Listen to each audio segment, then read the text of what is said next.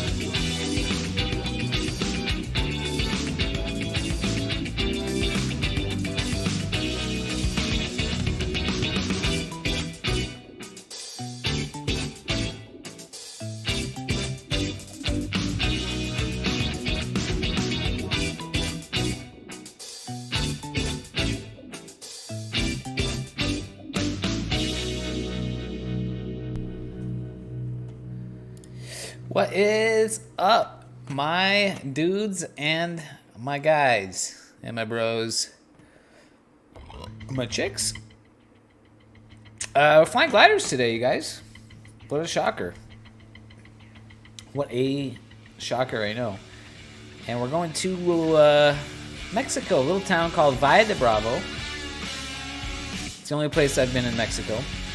Well, I guess technically I've been in Mexico City because I flew into Mexico City and then drove to Valle de Bravo. Let's take a look at the task. We're going to hit the fly button at 2:10. 2:10. So if you're going to join me in here, time.gov, and at 2:10, that is when we will hit the button to go fly. Well, let's take a look at the task, show you what we have in store today. Not a super long flight.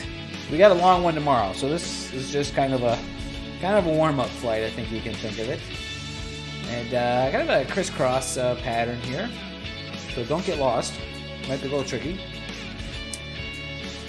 This is the town of Valle de Bravo. Beautiful little, traditional Spanish villa type architecture place on this cool lake up in the mountains. And in relation to Mexico City, you can see it's just kind of southwest of Mexico City.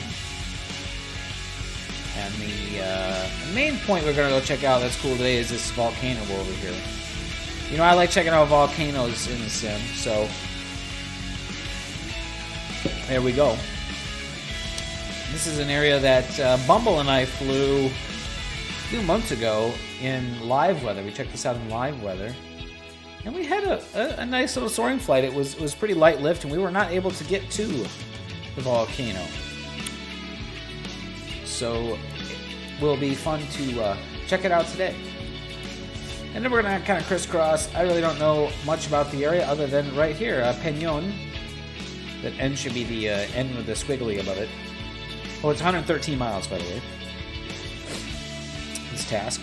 So I might be able to do this one pretty quickly. We'll see. We'll see. But a little tricky terrain. We're kind of going up and over mountains. Gotta climb to get to the volcano. And then there's some ridges to cross. Could definitely get stuck down in the valleys today, so could be a little bit technical. But I like technical. It's got about 3 minutes here before we hit the fly button. I'm going to fly the Discus 2C again, of course. My go-to glider of choice in the sim. Look at all these cool airplanes. I'm going to stick with the Discus 2C. And the weather for today, Valle de Bravo, March 15. We're going to have this set to noon. March is a great time to be down in this part of the world. I was there in early March, kind of around this time. And I remember that year very clearly. That was 2019. And it was we just had a bunch of cold, wet, rainy weather in California. Very wet winter. In fact, this year has been the most rain we've had since that year. The last, every winter since then was very dry. It was cold, wet, and rainy, and the snow level was pretty low. And so it felt really nice to go down to Mexico where it was 80 degrees in the daytime. And pretty dry that time of year. It gets really wet in the fall, in the summer. Summertime it's monsoonal type weather. But today we've got warm temperatures 85, pressure's 29 inches, humidity 12. Got a couple layers of wind from the southeast, and we've got a fair amount of cloud. 40 on the scatter, 5 on the density. 40 on the density. 5 on the density, 40 on the coverage. And then scatter at 30. Similar weather to what we've been flying in lately that I enjoy. Okay, just got 1 minute here. We will click the button. Flight assets are available in the Discord server as per usual.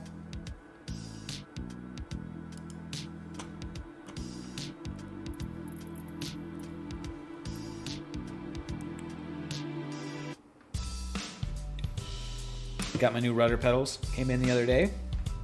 Talk about those a little bit more later, and I think these allow me to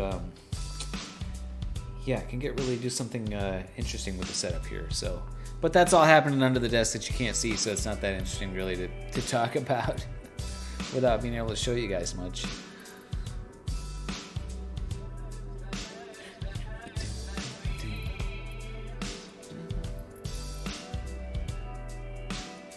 There we go, 2 seconds.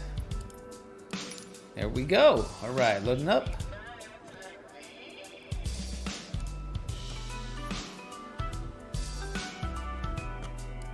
All right, how we doing today, guys?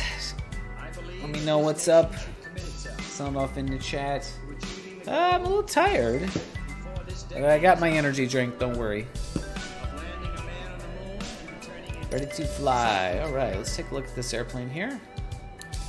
This gets to see in the chrome red livery. That is freaking sick. Okay, so I turn off the head tracking to handle my cockpit stuff. Close the canopy. And then disable the Flarm and the GoPro.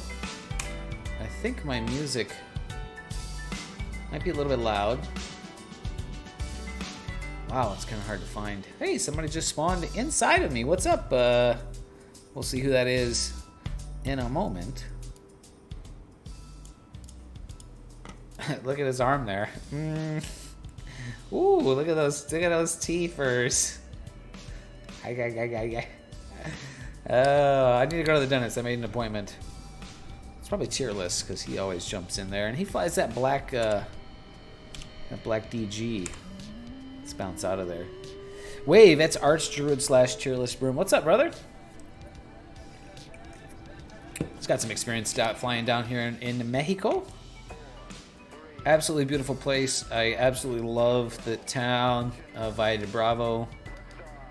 Particularly the food. Like, man, I love a place that has good food where you can eat out all the time and just have, of course, everything's cheap. You know, like a gourmet dinner down there would be like maybe $10, you know, versus here. Can't even get fast food for $10 anymore. Taco Bell's gonna be 15, 16. And we're at 29 inches of mercury, so I'm gonna set that on my altimeter.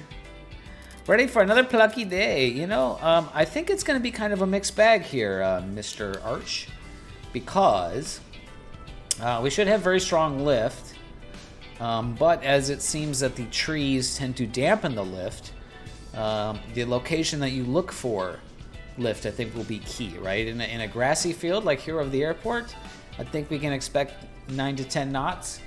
But then over the, the forested areas, then you can expect less. So let's go ahead and, let's take a look. Hang on, little nav map, make sure we're loaded up. There we are on the runway. I should be on the transmitter here.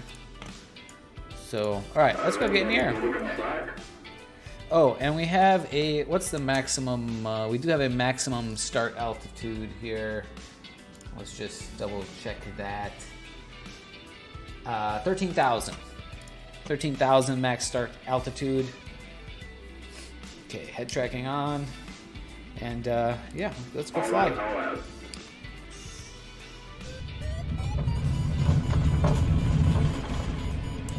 Gear up.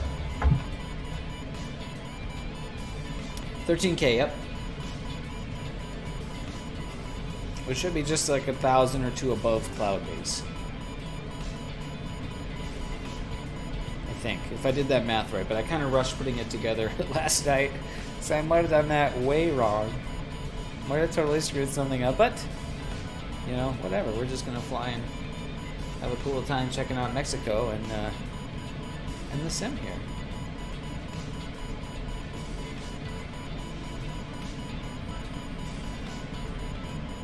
Pulling up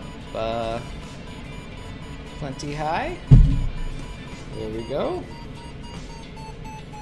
We're off. And let us, start line's right ahead of us, so let's turn around back where there's a nice cloud behind us. We'll go look for that lift. I'll click on that to bring up my flight computer out and put that on my screen. Down below. Should have done that before taking off. It's alright.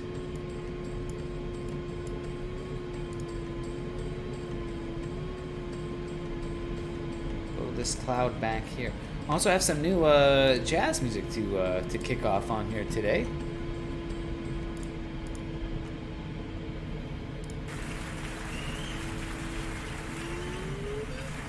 This is a Swedish jazz band, Esbjorn Svensson Trio. Esbjorn Svensson. We need Dreisen in here, to my buddy Dreisen, who's Swedish, to help us with that pronunciation.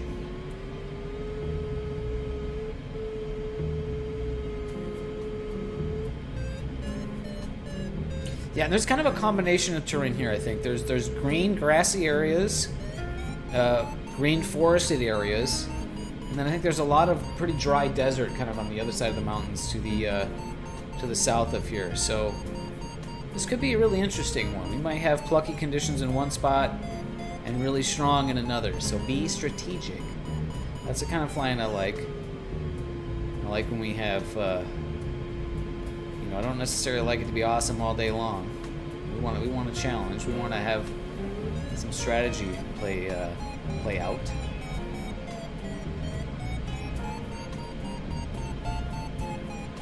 And I'm at 10,000 here already, so yeah, 13,000 at the start may not quite be all that high, but there's the lake and the town of Valle de Bravo right there.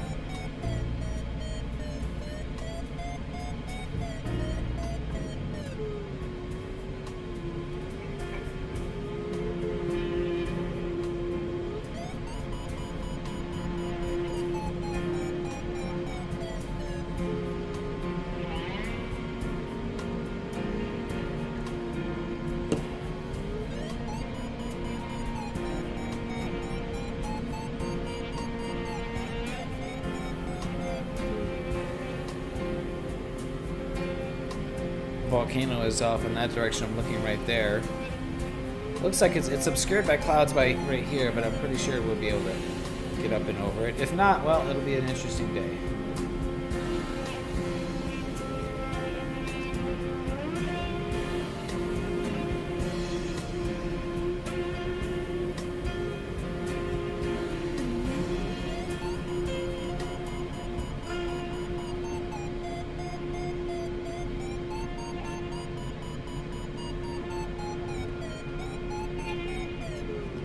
It's definitely a little plucky here at the start so far.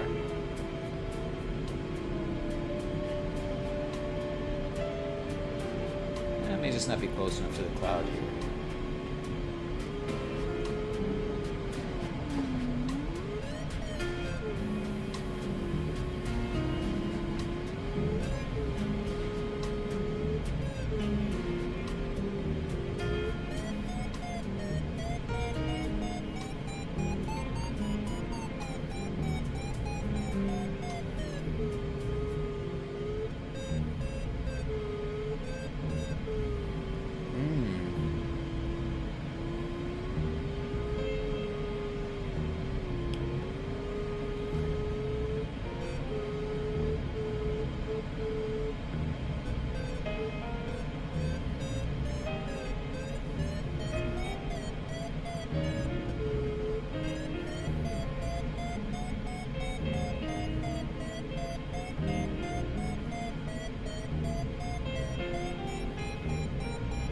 Well, they're lift out here, so kind of looking for that climb. There we go.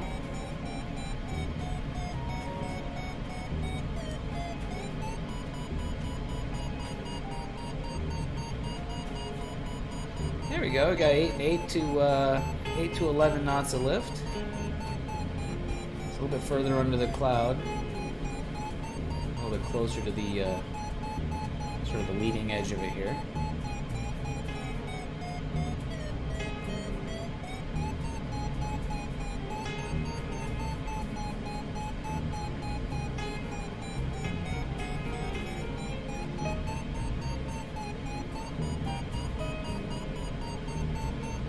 $10,800 feet.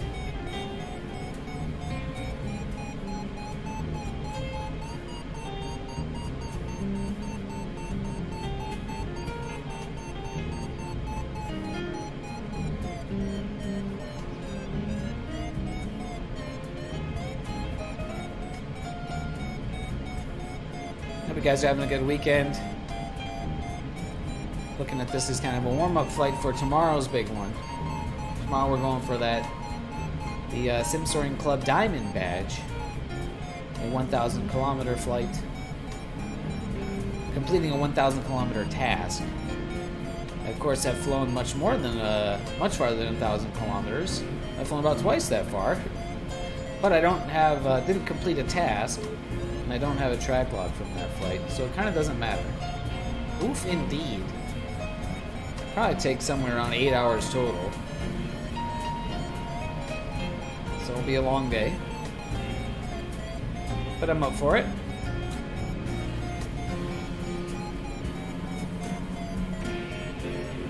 We'll have a big breakfast, and we have there's always Taco Bell DoorDash to get some food in here and keep me nourished.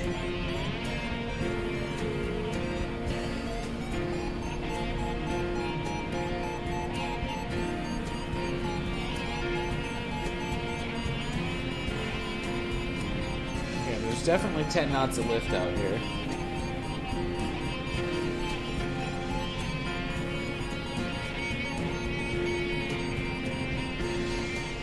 Really beautiful area here. Lots of green.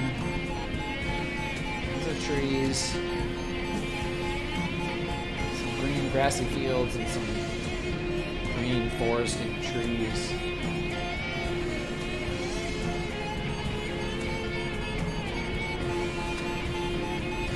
Floating back over the launch area, IRL by Bravo.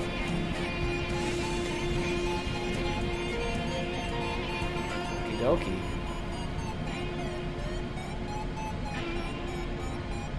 That is, that I haven't actually been to that launch IRL. I've only been to the, the one over by El Peñon. Oh, I'm disappearing in the cloud, and I forgot. We do have, at least I have. Feel free to apply yourself if you like. A sort of cloud realism rule, or we don't disappear into the clouds. Maintain visual contact with the ground. That's the only. So if you sort of go into the cloud, just make sure you can see the ground. That's the way I'm going to play it.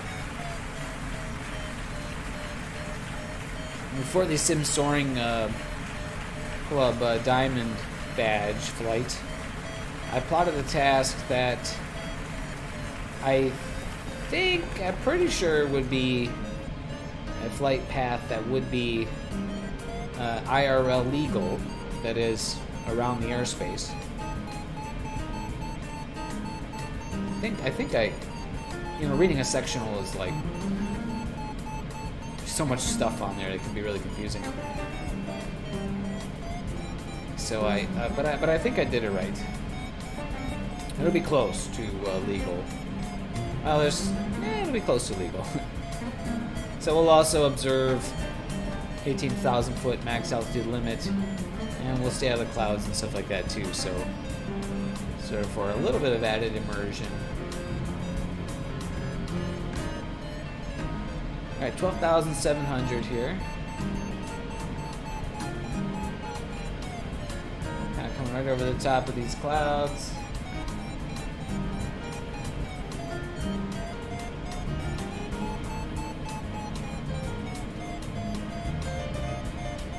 Definitely still see the ground, so I'm not violating my cloud rule.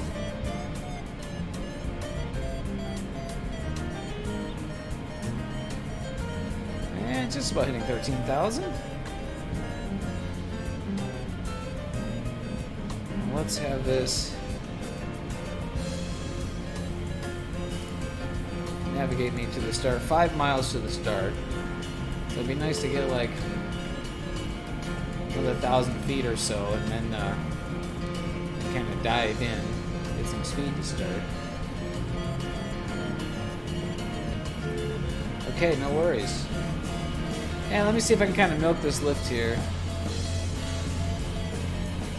I'm right at 13,000 right now.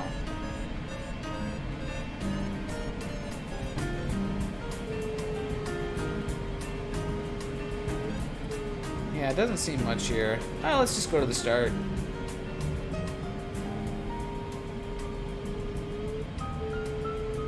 Got some clouds on the way there.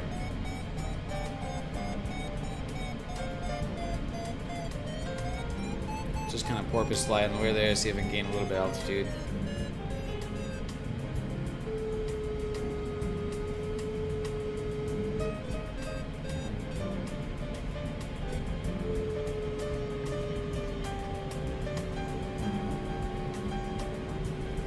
But we are up here.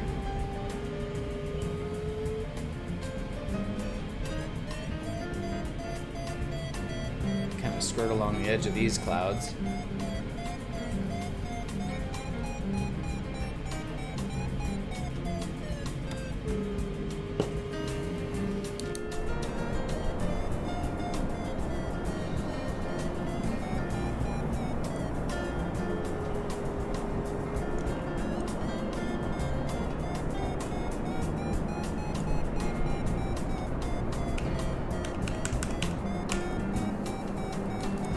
No screenshots. 13,200 feet. I'm just gonna kind of boat over to the start line here and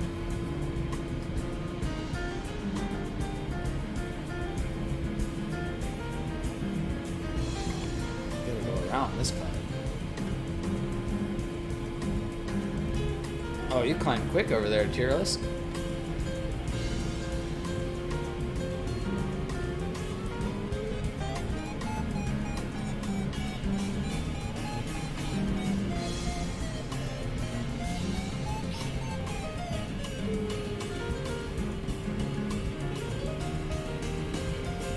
Just got a sight of the moon over there, looks pretty cool.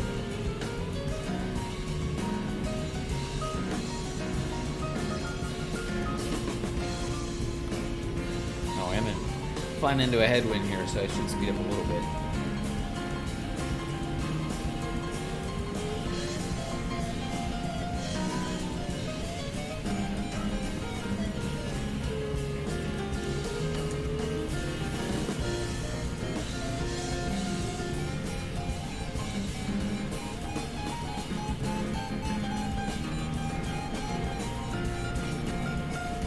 Kind of go through this cloud here, but I think I can maintain contact visual with the ground.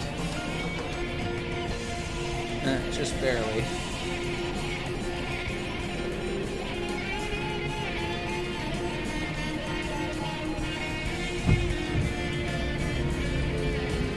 Yeah, there's the ground.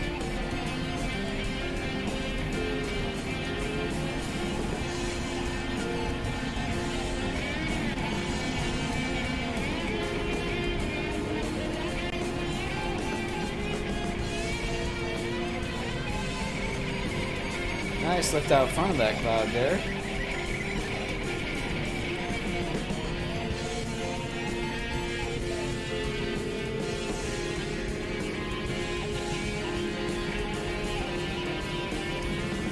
So that's the volcano. Kind of ominously looking, disappearing into the clouds there, so that'll be kind of cool to get over there. Got some good clouds on the way.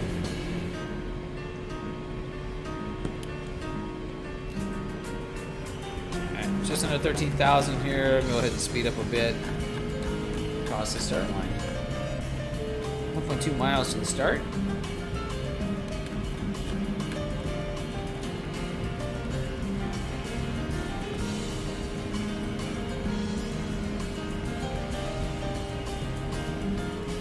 Got a cat down here.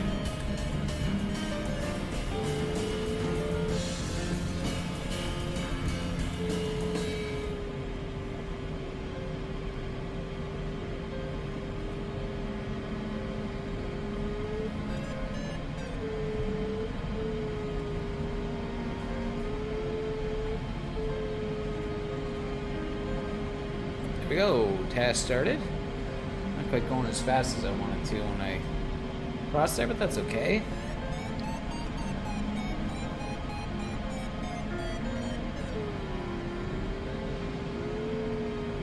A little bit lift there as we head over to this next batch of dark clouds.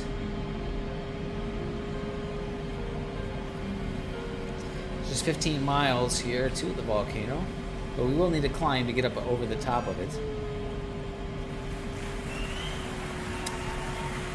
I think the waypoint's like in the inside of the cauldron, sort of bowl, and so we might, the computer might navigate us to an altitude that's lower than we actually need to be, because we might have to get up and over the edge, kind of get inside there.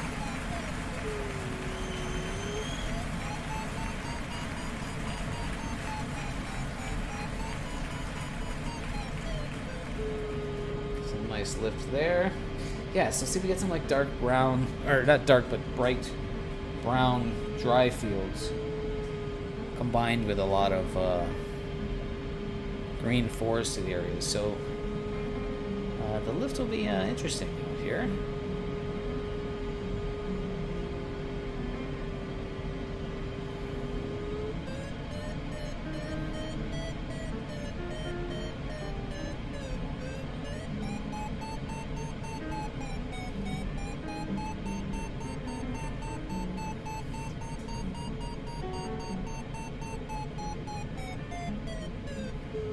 But a nice bit of lift as they come up in the up to this cloud here.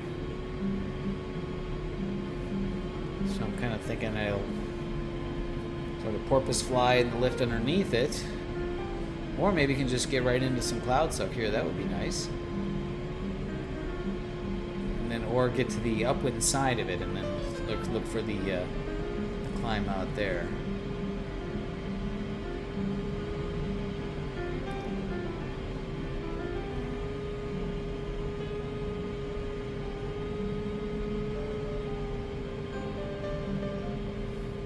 Chairless broom right above me. I'm not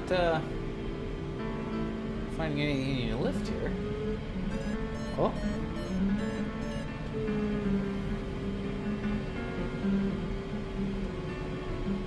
Do have a pretty stout headwind.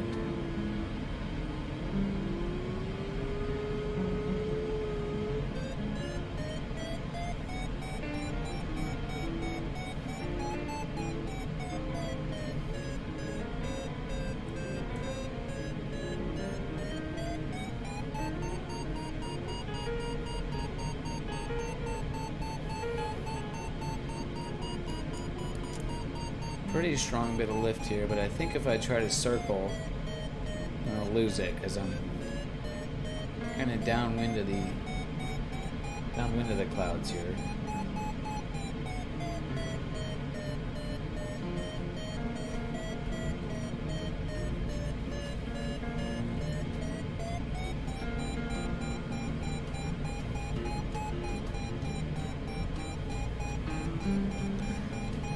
(12,300 feet). The cloud base is definitely another, maybe 1,000 feet above me. Let's try circling here.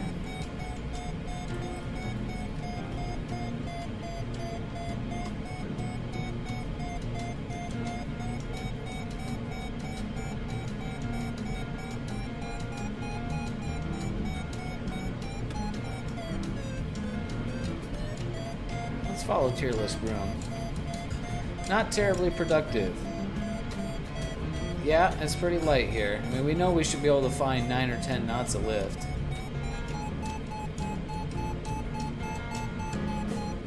I think probably on the other side of the cloud, but we are flying into some rising terrain here, so don't want to get too low.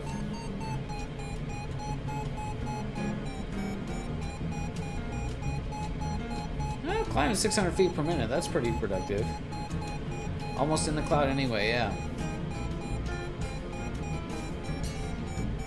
We'll see if we get some of that cloud suck today.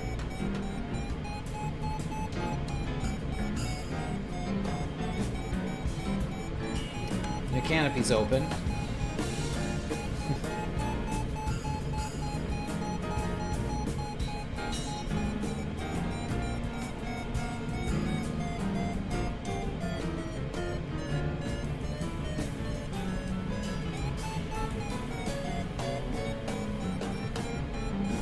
I got about another turn here, and then keep heading on course line. Yeah, that canopy open is kind of a bug with the DG808. I'm not sure if it's like a livery issue or if the airplane does that with all liveries.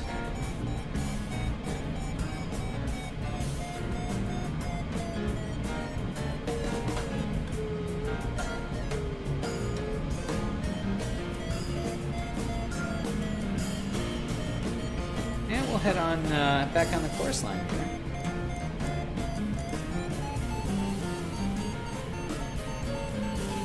See if we can just get a little bit of cloud suck lift underneath here as we head toward the volcano.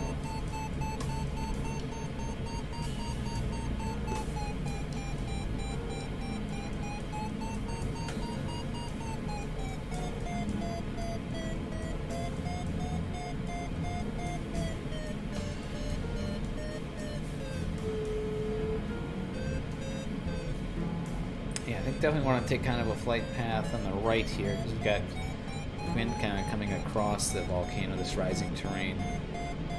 Definitely don't want to be on the left side of it because then you'd be on the downwind side.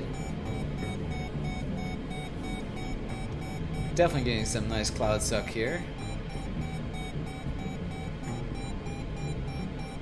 Just gonna milk it, 13,700 feet.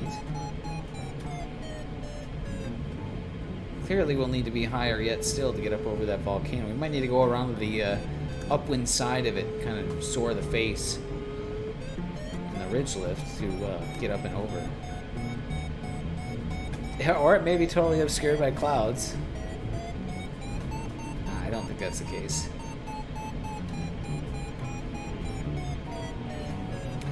I almost thought about calling an audible on the flight plan today and just trying to fly in some live weather here in SoCal because it looks like might be a pretty epic day out here. Got pretty strong onshore winds and there is some quite a bit of cumulus cloud. So it's kind of interesting to see what the sim would do with the live weather.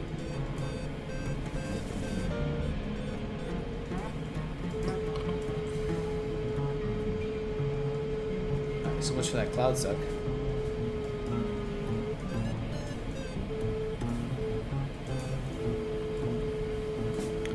We'll speed up here. Yesterday was epic live weather in Iceland. Wow. Well, that would be interesting. The main problem I have with live weather is live time. Is, do I have time to fly, when it's when the weather is good, right? So that was another thing too. It's like I didn't really have time to start flying until 2 p.m. today. So it doesn't give us a whole lot of time in live weather. I've got some nice little buoyant air here. Gonna come around the front side of this cloud now. A particularly short day in Iceland too, right? Yeah, of course.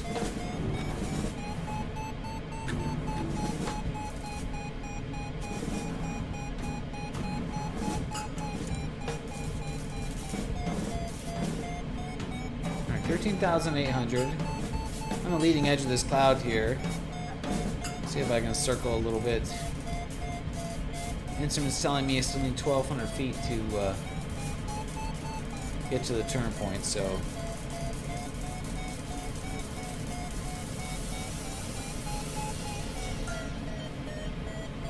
all sync there. Yeah, I took a better line than you. I found mostly buoyant air under that cloud. Almost 14,000 feet. Kind of right on the leading edge of the cloud here.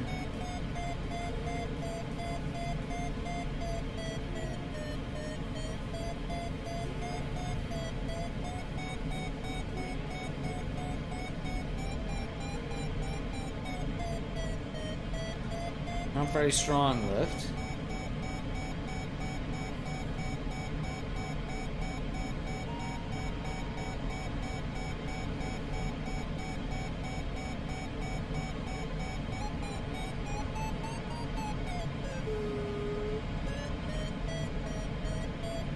but it's going in the right direction.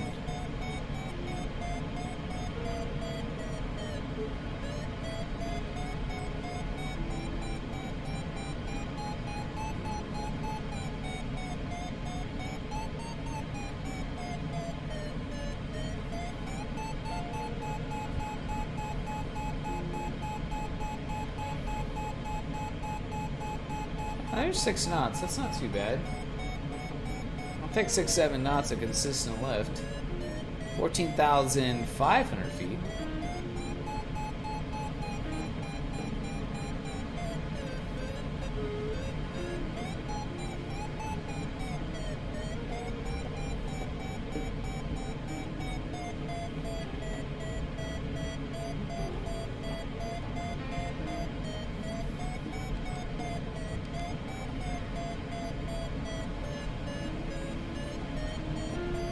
Just flying up the face of this thing here.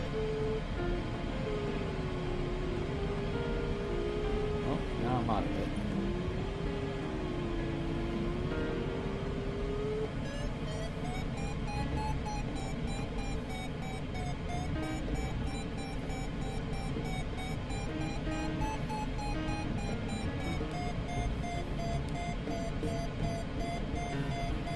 Kind of just flying through the misty stuff here. This doesn't count as flying in clouds.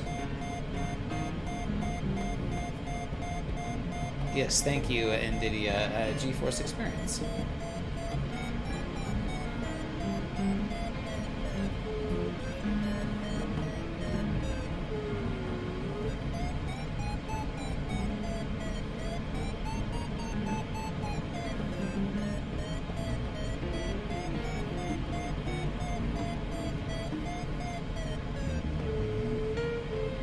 Didn't do a flight on Wednesday because I'm working on a project for a friend.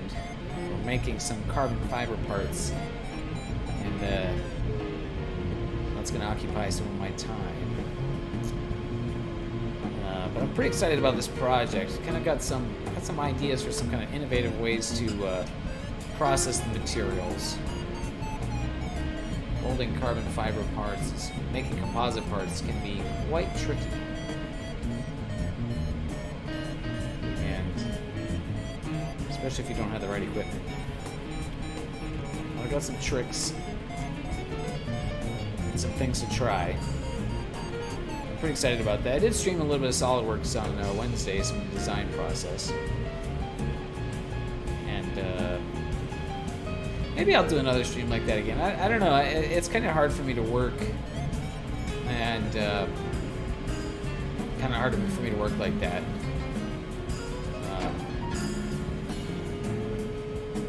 Work and talking to people kind of tends to just distract me. So it's not that productive. And I just hit 15,000 feet.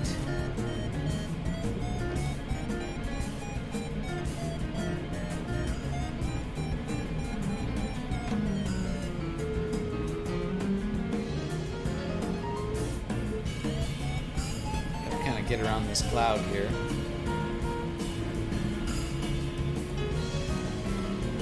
Computer says I have the turn point, just barely.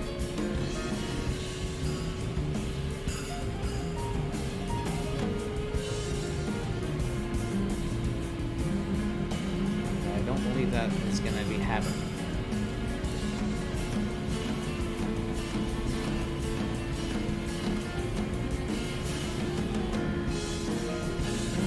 So this could be tricky. I got clouds. Planet neutral. What's up, dude? How's your weekend going, Mr. Neutral? We're flying down here in Mexico. Trying to get up over this volcano right here. And, yeah, kind of an interesting conundrum.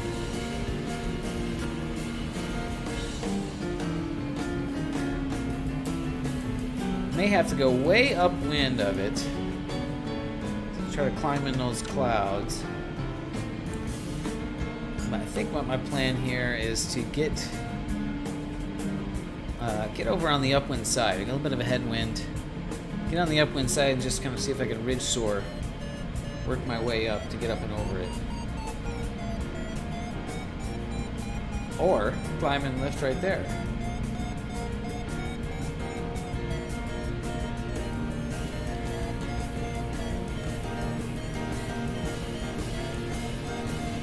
Not the strongest lift.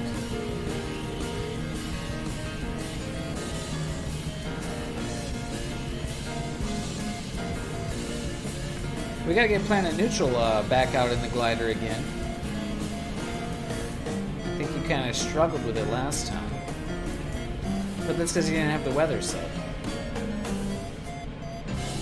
Get you set up with the right weather presets, and you'll be soaring like a master.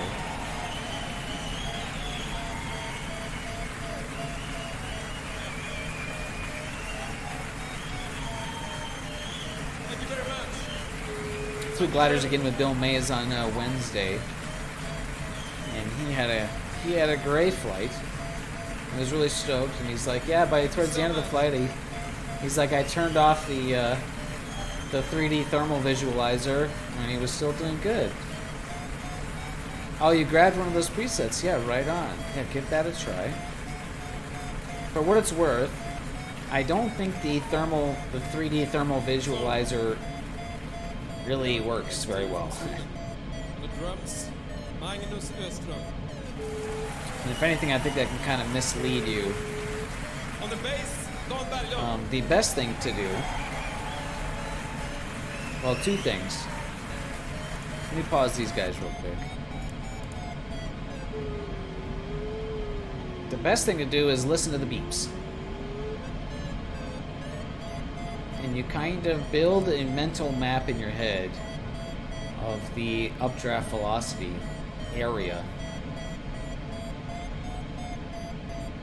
So I kind of fly straight and level until the lift starts to peak and or starts to sort of peter out a little bit, and then I start turning.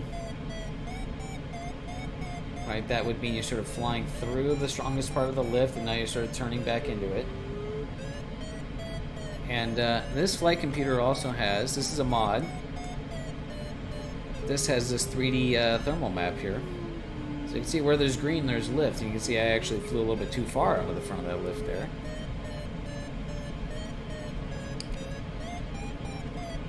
So that can sort of help you keep track of where the lift is.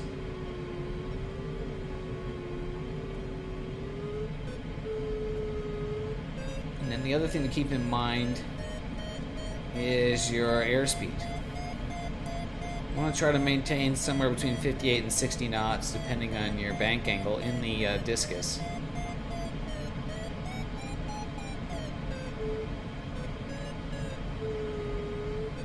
And the discus is a really great glider for thermaling because it does that really nicely.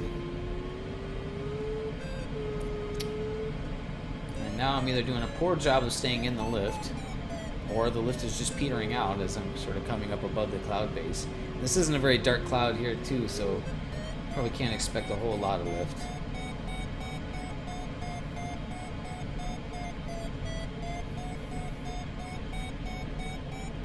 But still is some good lift here.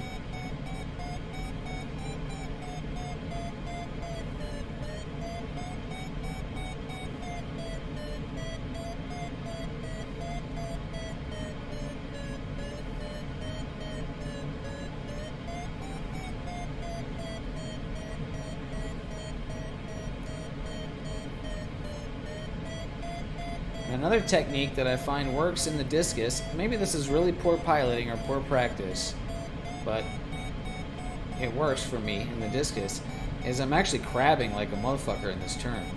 You can see my yaw string there. So I'm pretty heavy on the left rudder right now, and then I'm giving an opposite direction aileron. And the reason I'm doing that is it allows me to, I'm using the rudder to control my turn radius. More rudder, more rudder, more rudder. But then by flattening the by rolling out, I get nice and flat and it gets the airspeed down. So if I'm just all aileron turn right now, I give it like almost no rudder, I watch the airspeed come up.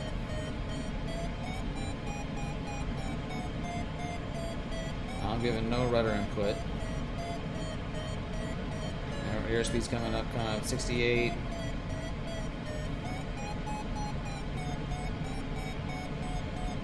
But now if I go rudder, now I'm giving rudder an opposite aileron. Look, I can get the airspeed way down. Look at the airspeed come down, 60 knots.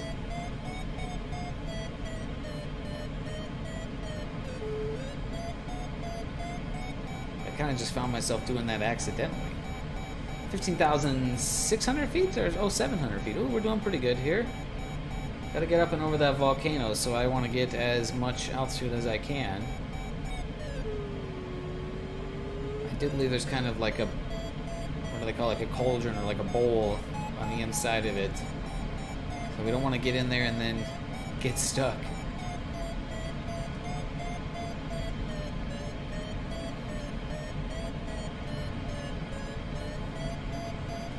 Alright.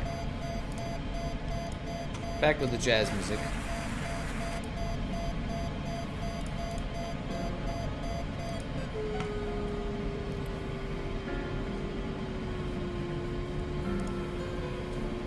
And Tearless looks like he's climbed over there. And kind of bring it around. Maybe one more circle.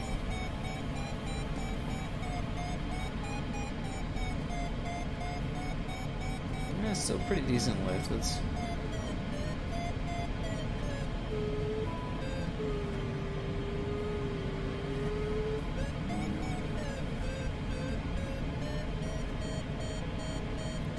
You got yourself in a roller hurt, but you're getting out of it. Yeah. See, that's something that we get that works really well in the sim, is you can totally dig yourself into a hole just like in real life. And then, or bury yourself in a hole and have to dig yourself out. And that's how soaring can go. Planet Neutral, I need to get that balloon, the hot air balloon. I really want to do like I think it would be so sick to do a glider task. We could maybe do laps around an airport or something and just have guys floating in the hot air balloon around just to look at, or sort of, you know, fly in between. That would be so cool. I just remembered I was going to pick that up. I need to get the hot air balloon. But there's also that new heli that's coming out, so I got to get that.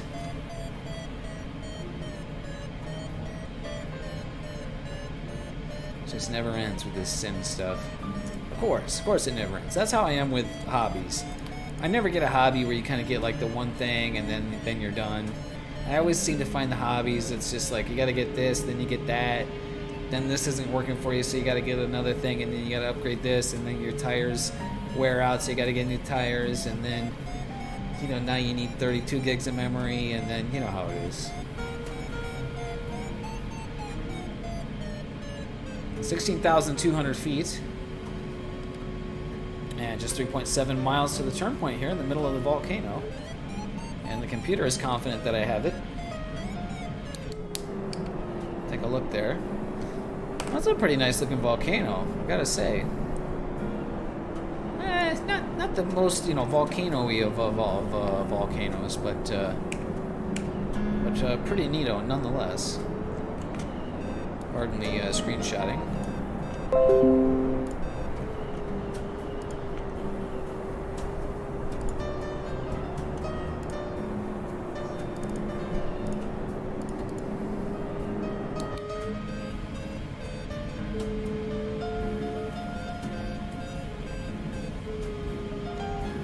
Kind of want to swing around the upwind side of this face here. I don't want to get on the downwind side.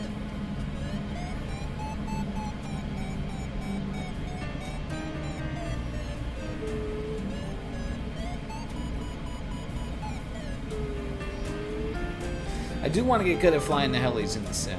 I flew remote control helicopters for a while. Super cool. I dug that a lot. I got rather proficient at that, but it's definitely a different beast in the sim. It's finding it quite the challenge.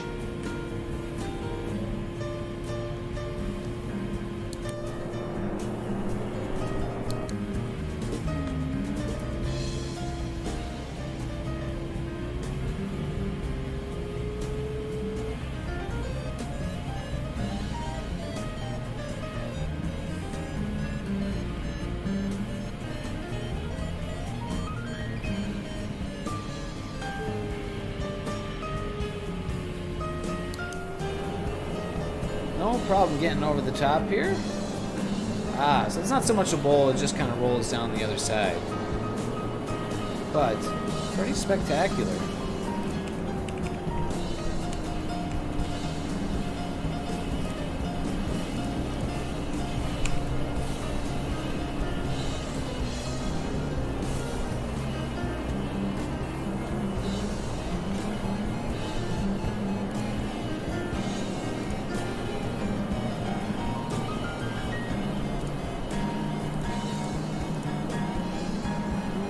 There's a lift over here. Look at this spot. Oh, there's a freaking building in there.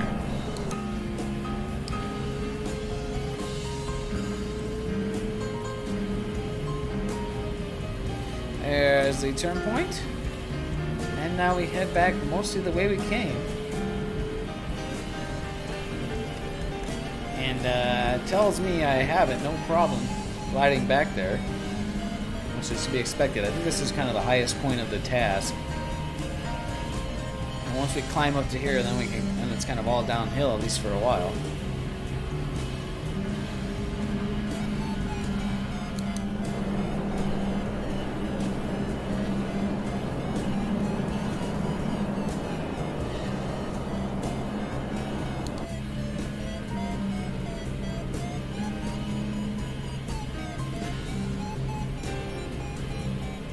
Milk some altitude here where the lift is good. Oh yeah, look at that, 10 knots. 15,500 feet.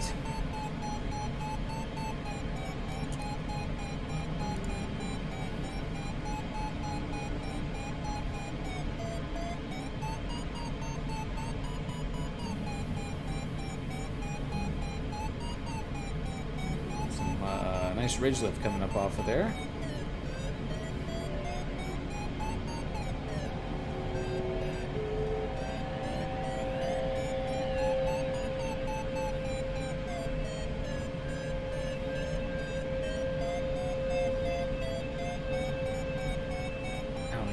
Realized too that I turned off auto McCready on my computer. I'm gonna turn that back on.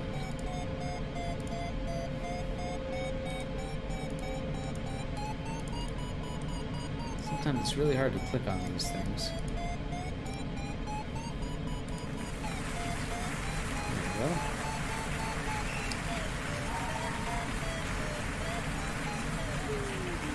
All right, 16,000 feet. Go ahead and move on here. And let me show you guys the task we're doing today, in case you are joining us a bit later. Didn't see that. Oh, why is it all gray? What? This program, little nav maps. This thing just kind of has a mind of its own. Chairless Broom had to go way off task to get some lift.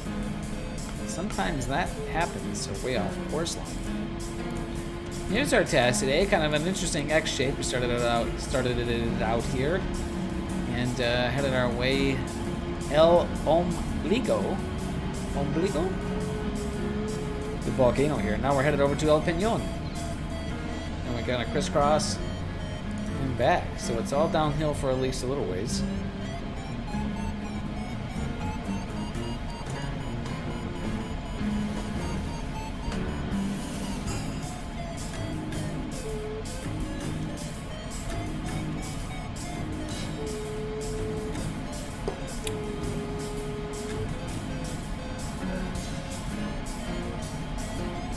Got some nice looking clouds ahead of me. I should be flying pretty fast here, I do believe.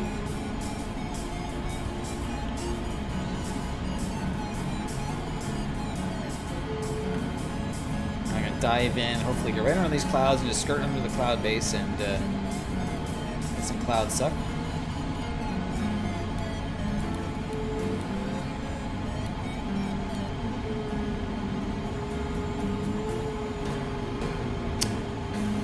Adventures with Arizona Art.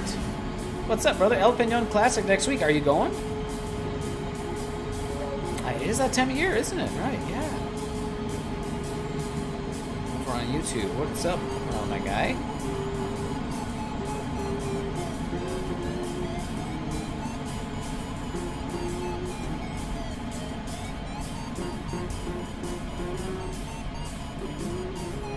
Holy cow, we got some nice lift now.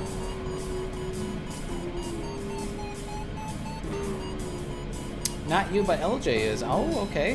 Very cool. Now is a wonderful time of year to be down in this part of the world, Mexico. Yeah, this is really nice weather down there this time of year. And very cool place. Super cool to land in the LZ and then get some fresh tacos and beer after landing.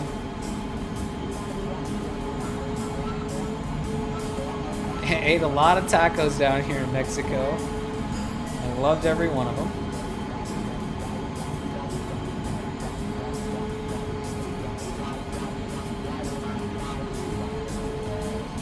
My favorite taco place was my buddy Alfredo. But we need to get in here. I need to bug him about getting in here and flying with us.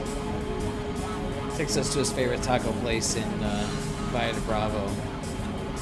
And just a little hole in the wall, mom and pop shop, you know. Probably would never stop in there. I definitely would never stop in there without like a local guide. And you know, you sit down at the table and you're like, yeah, I'll have you know, 2 beef, 2 pork, 2 whatever, you know.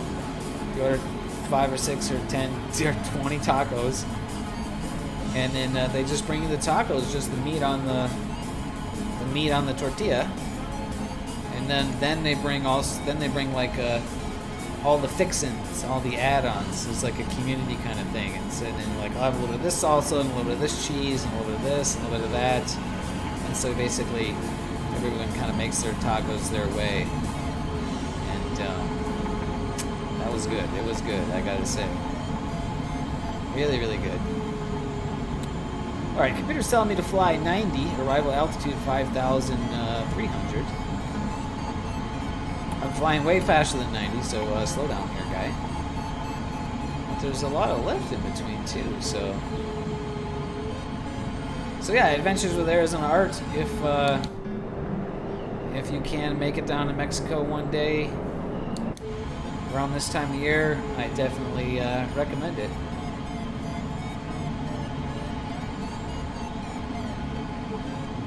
I've heard it's awesome. Yep.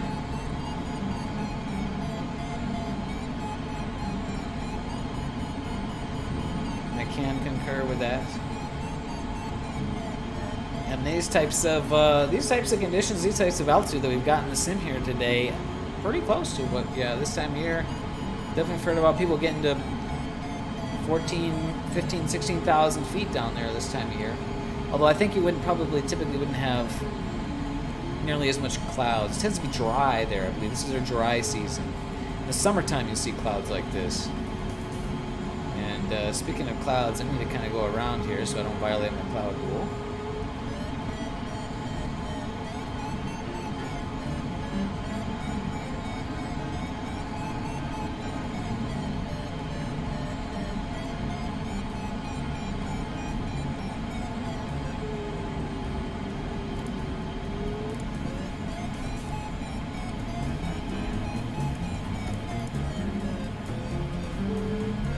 Hoping for next year. Right on.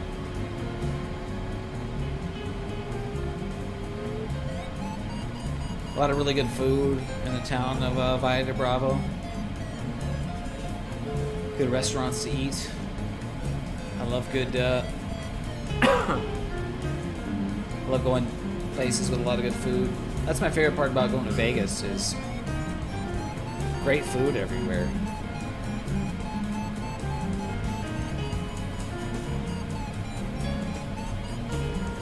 Something Vegas has figured out. It's lots of good food. 14,300 feet here, cruising along. I slowed down a bit to 80 knots. I need to speed up a bit more. Maybe around 90. Kind of above the clouds, so probably will be diving underneath them, and then hopefully just kind of skirting along at cloud base. Just 5.1 miles from the return point.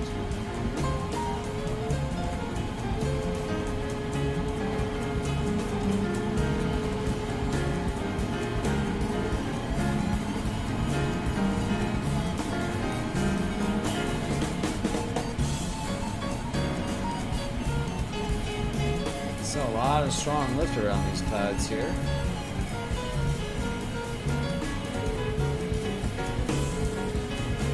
Speed back up.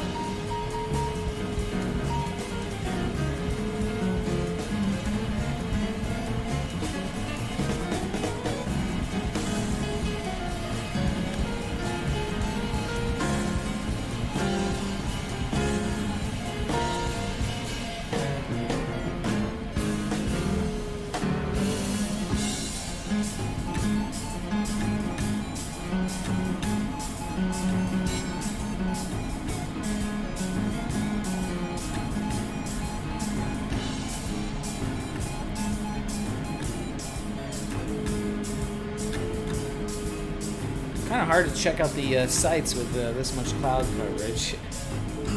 I may just dive down below cloud base just to so we can kind of see the scenery a little better.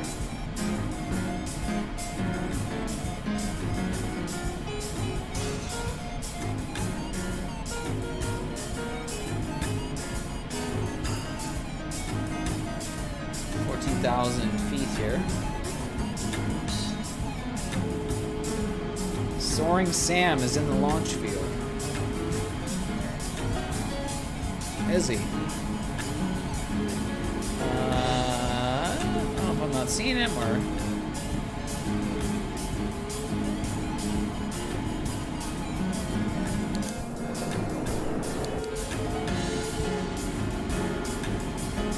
I'm way above the top of the clouds here.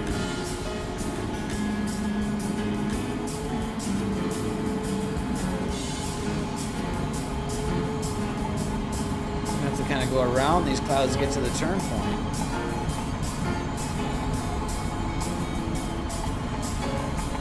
Yeah, I can't kind of fly over it because it's obscured by clouds there.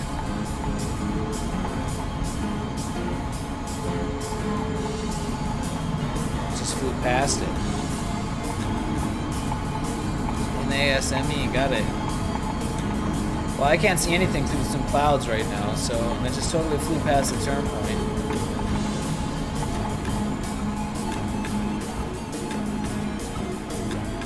There he is. Hey, Soaring Sam, if you're watching the stream, thanks for joining us. Looks like he is off and climbing. Yeah, not even going to be able to see this this turn point. Trying to not violate the cloud. Well, yeah, okay, we'll get it here. Well, you guys aren't going to be able to see this landmark. It doesn't look that interesting in the sim anyways. The scenery doesn't work too well down there. Alright, got that turn point. Now let's move on to the next one. Just 13 miles. There's a little town here. We're going to speed way up here. There's cool cliffs and big rocks down there. Oh well. We'll just move on.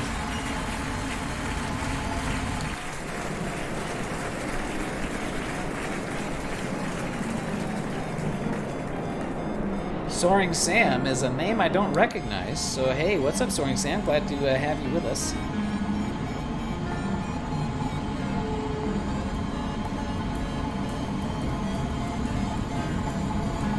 And I am on Little Nav Maps, and I have the transmitter running, so if you guys see tier lists on the map there, so if you guys want to check me out in there, I've got that running.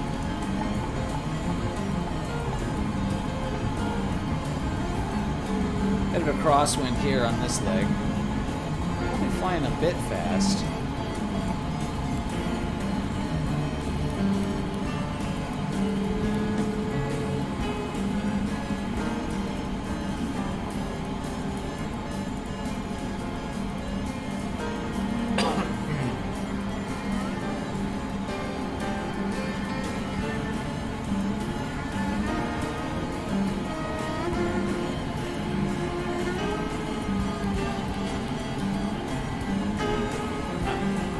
Yeah, a lot of lift out here today.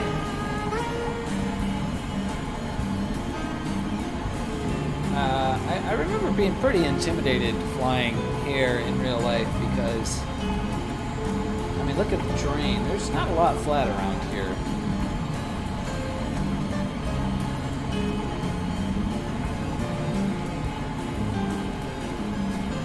How do you not have your own aircraft broadcast on your own little nav map when using the transmitter?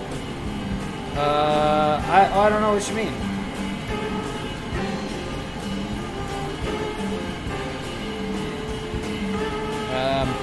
Shows an aircraft there. You seen like double aircraft?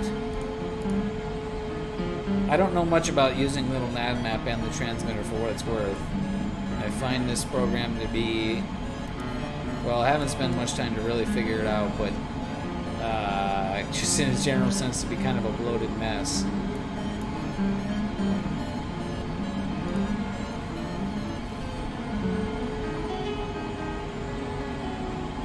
I think I know what you mean, Arch Druid, though, and I think I have seen like duplicate aircraft, like the yellow, and then it shows a red one also on top of it. I think that might be what you're talking about. Let's see.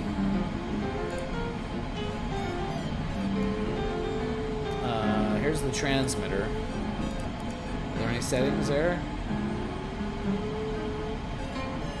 Yeah, okay. Yeah, so there's not really any settings. So I don't know.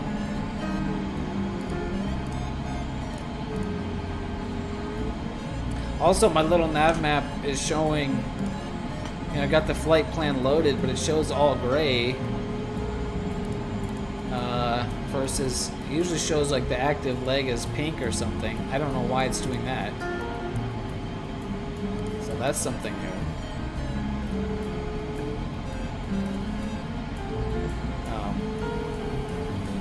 Yeah, little nav map, not my favorite program. I mean, it's, you know, we're kind of not using it, you know, for what it was intended for. So, all right, I want to kind of pay attention here. Ooh. So, turn point's up ahead here, and I gotta make a left, and I got a big old blue hole. Right click on the leg you want and select activate. Like probably over here. Oh my god, look at all those. I'm not even gonna try to figure out. There's just so many options. I mean, for a piece of free software, like, this program does so much. It's pretty incredible, I gotta say. So, I mean, kudos to the developers for incorporating so many features into something that's free.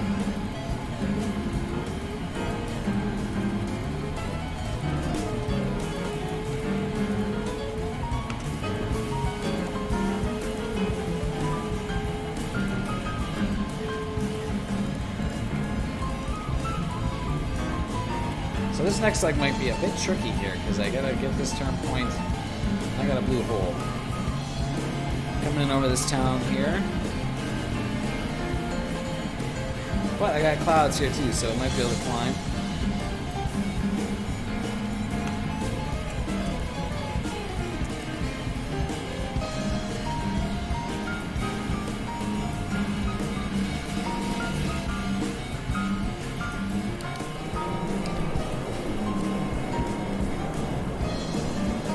Town down there. Villa Luvianos, probably. We got it there. Oh, we got some clouds here. We might be okay. Oh yeah. I think we're alright. Just 10 miles here, showing my arrival altitude 3,900 AGL.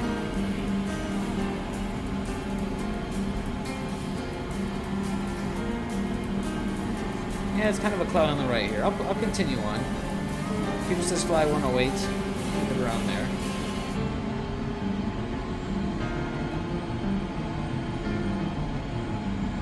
I think I'm going to choose a heading. Gets me closer to these clouds, though, instead of right along the course line. So I'll kind of veer off the course line a bit. And we have a headwind here. Back into the headwind.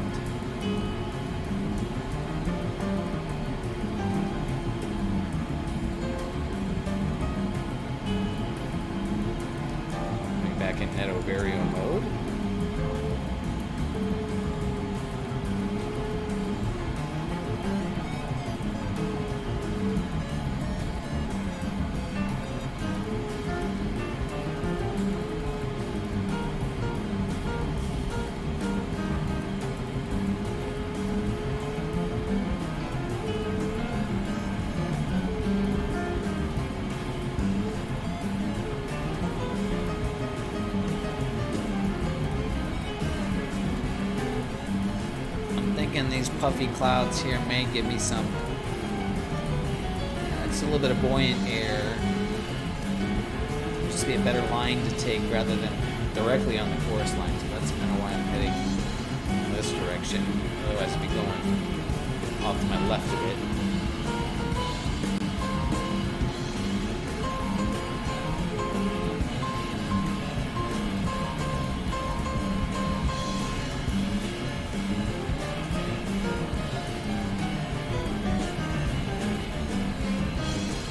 A little bit of buoyant air here. Probably not worth slowing down for though, because it's not very strong.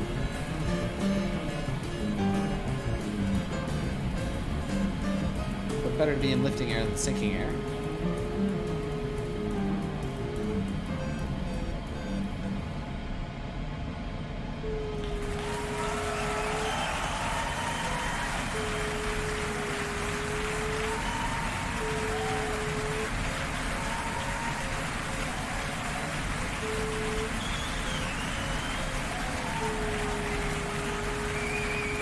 5.7 miles.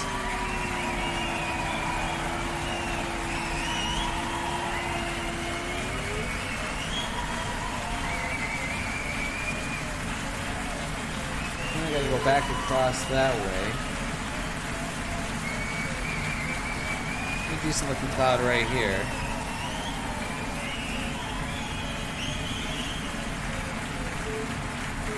I can head to this cloud, see if we can climb. Then go tag the turn point and head back. Because I'm pretty sure I got... Now, the next leg will be in a big blue hole here. Let's take a look at the map. Yeah, kind of that blue I just flew across. Big long leg here, next leg.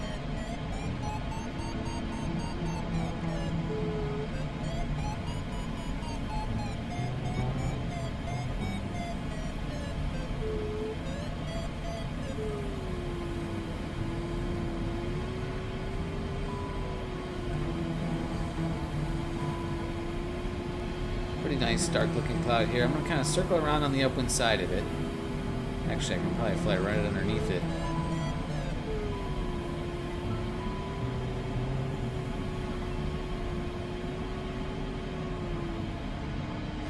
Showing me task finish altitude only minus 4,800, so I won't need a whole lot more altitude to get there.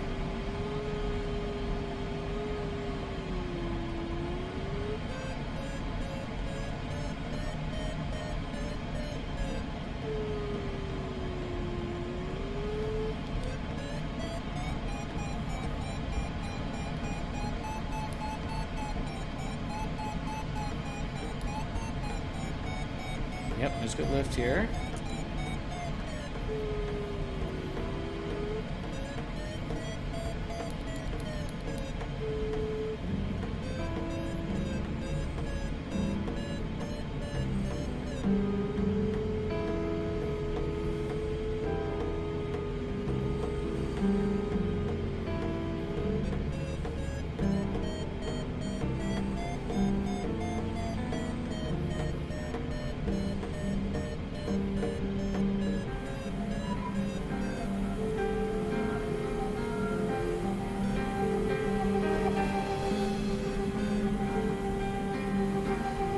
Way around the upwind side of it here.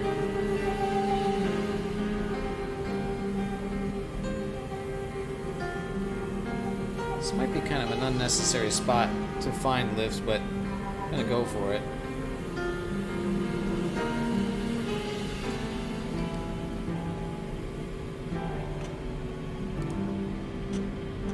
Yeah, pretty far south of it here. South of the turn point.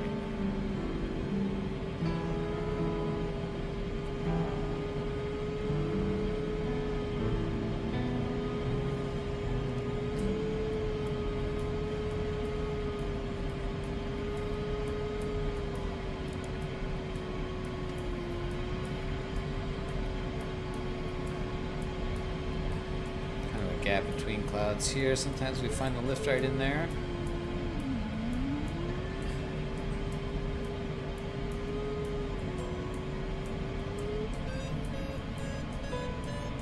Oh, Tearless back to 13,000. He stopped for a climb. back at that last turn point. That was the one there's lift back there, but I figured I didn't need to get climb there.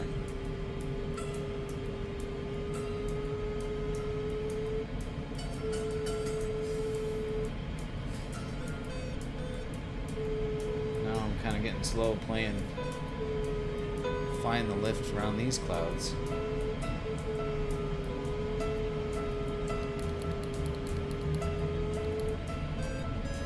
$9,300 feet.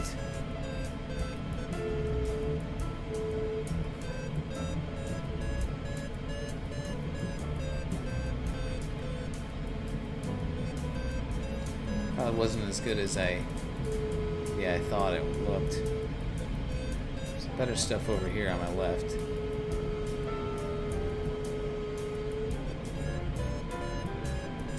You got burned on the first turn point. Yep. I was a little tricky one with all that rising terrain. And now I'm getting burned.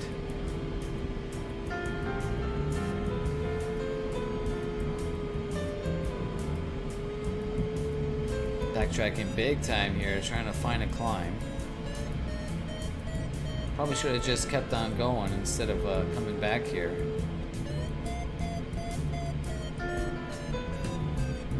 I couldn't see, what was happening on the course line ahead of me.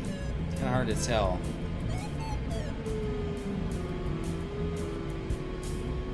So it's it would have been kind of a gamble, I think, to just continue on the course.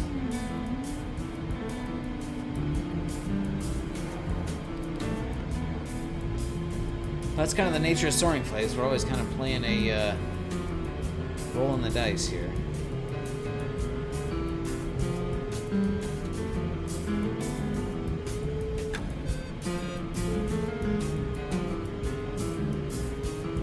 Just keep going down to Ocha. Yeah, now you could probably finish now with the altitude you're at. Or pretty close to it. Man, I'm just like sitting around here and gotta be a climb near these clouds here somewhere.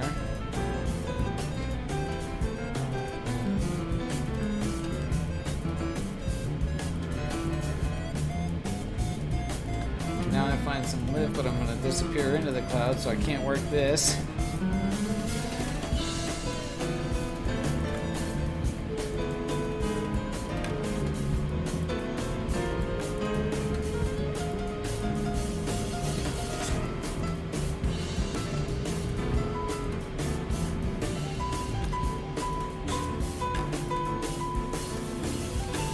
This has been not productive at all.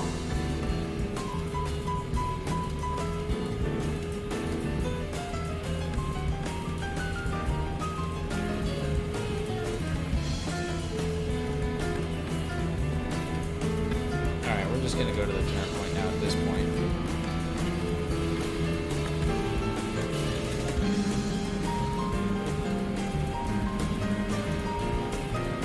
Oh, I didn't even notice here. Sunny windward side of the hill, big mountain here.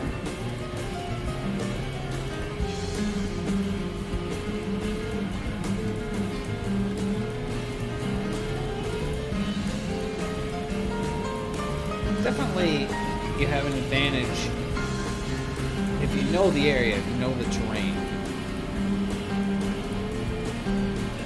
And I don't.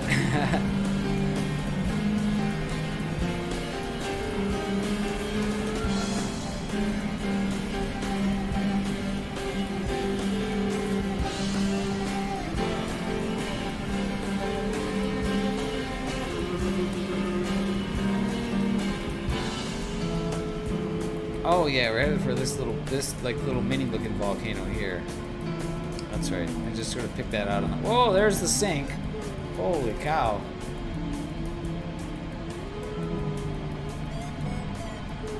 Maybe there's lift on the other side of it.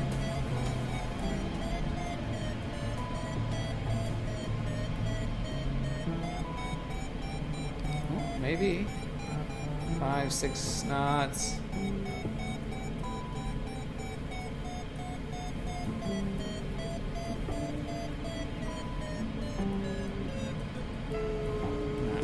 turn again. Too light.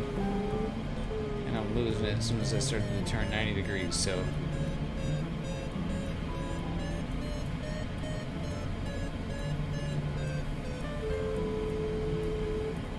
There he is above me. Good.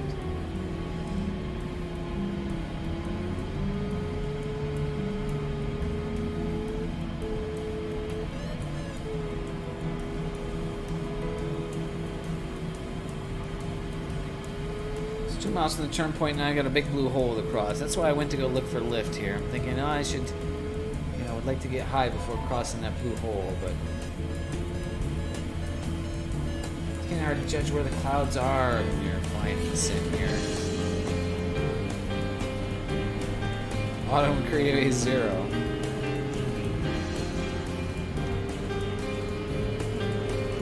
Mine is at 3.3.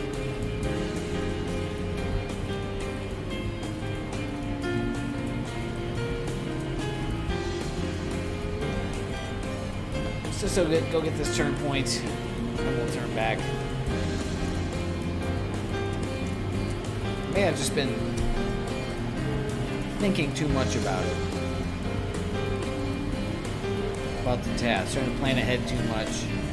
And maybe should just, you know, just get to the turn point and then worry about it after. You know, worry about where the lift's going to be after that. I'm trying to stay a step ahead of the game.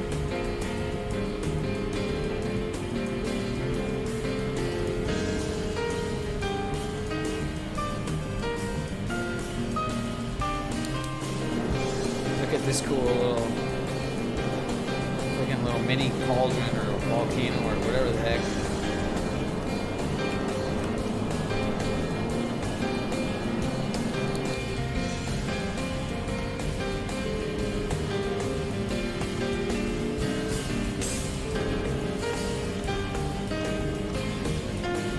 Just about to get there. Alright, got it.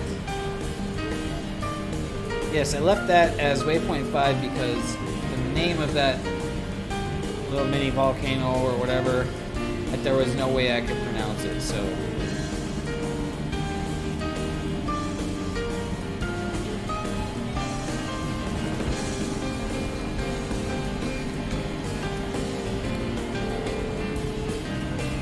Alright, now I do have a tailwind. Here comes Soaring Sam blasting through. Where is he? Is he gonna catch up to us and totally smash us? I don't see him.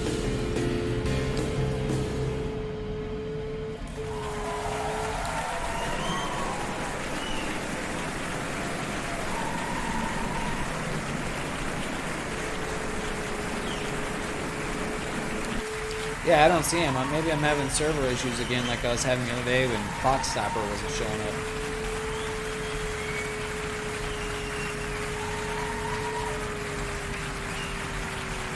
Alright, well that's does it for the what were those guys called again? Esbjorn Svensson Trio. Esbjorn Svensson. Swedish jazz band. And now we will go with an Italian jazz. On the way from 4 to 5. So this is Michael Petrucciani Trio. Jazz, they love their trios. On the way from 4 to 5.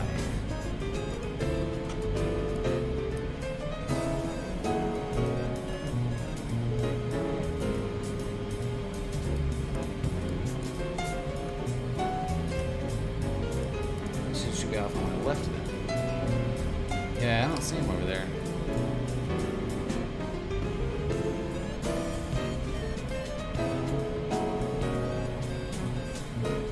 Let's see if we can get some lift coming up these mountains here.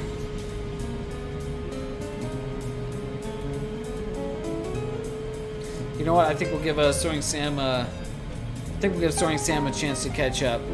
Sounds like he doesn't need it, but we'll give him to him anyways, because I'll go for a drops and ballots. I'll be back in a minute.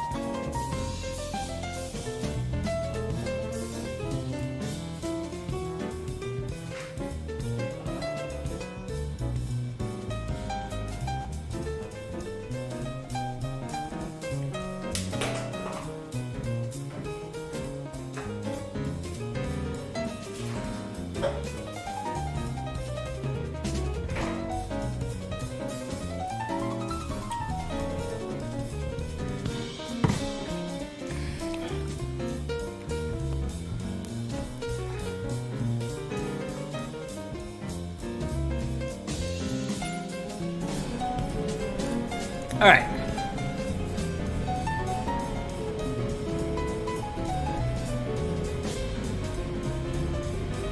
So now I've got to kind of fly slow, I think. I got a long ways. No obvious lifts unless I go way off course to those clouds. I do have a nice 11 knot tailwind. And some nice lift coming up here. Over this ridge area.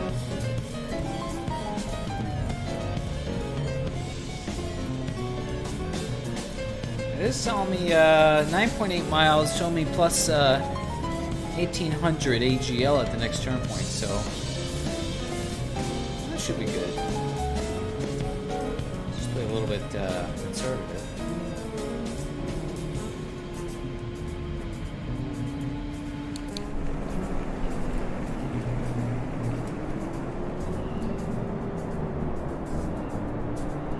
Yeah, I don't see a Soaring Sam here. Let me, I'm gonna try a server switch. I'm gonna switch servers and back.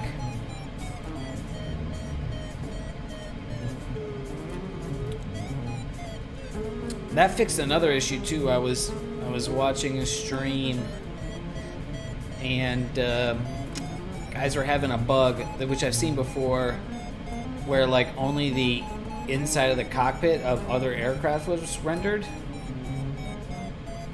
So like it looked like just like a floating weird cockpit. Got it. And so I suggested, hey, try switching servers and switching back, so it forces the sim to like re-render those airplanes, and that fixed the issue. So if you guys are ever flying along in a group flight or flying along with somebody and the airplane is weird and not rendered correctly, it looks like just a cockpit or whatever, switch servers and switch back. So now I got Tearless Boomer in front of me. Yep, there he is, Soaring Sam behind me. So that fixed it.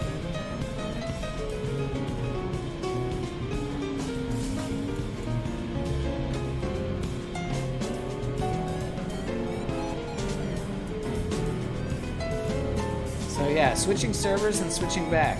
That is the kind of one of the, it's like the go-to troubleshooting tip for flying in the sim here.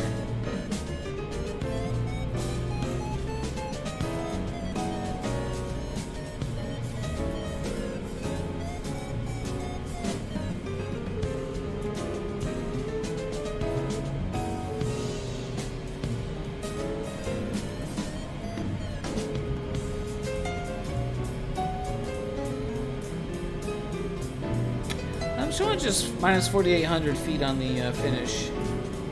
I'm doing okay. Hopefully, I'm hoping I get these clouds ahead of me are kind of right where the turn point is. I think they're going to be past it quite a bit. But there's some darker stuff where we need to go, so.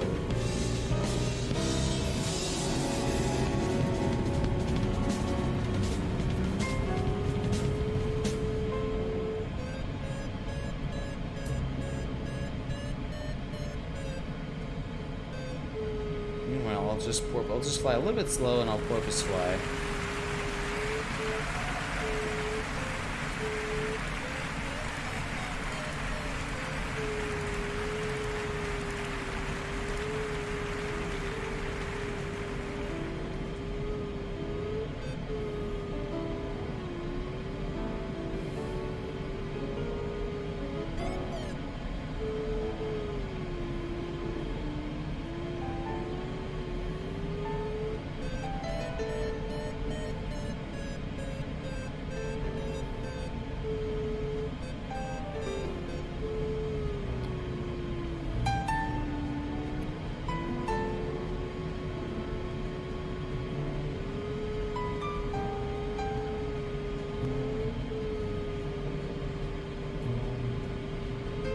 Down to 7,000 feet.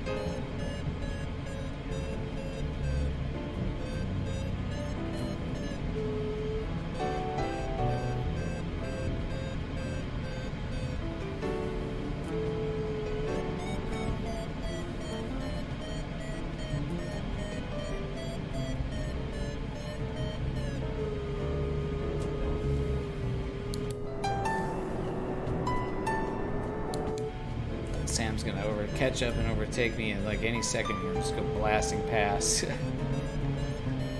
He's gonna finish this task in like a half an hour.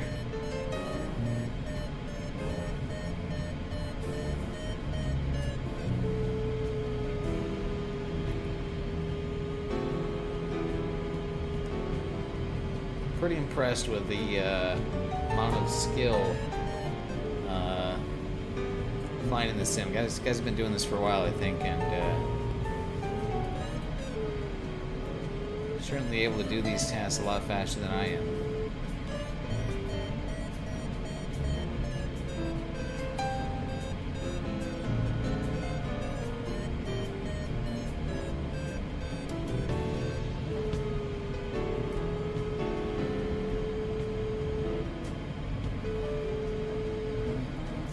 Got another ridge here in front of me. Might be able to gain a little bit of altitude there.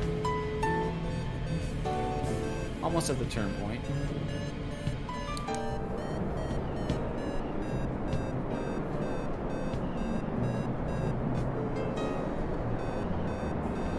Little town here.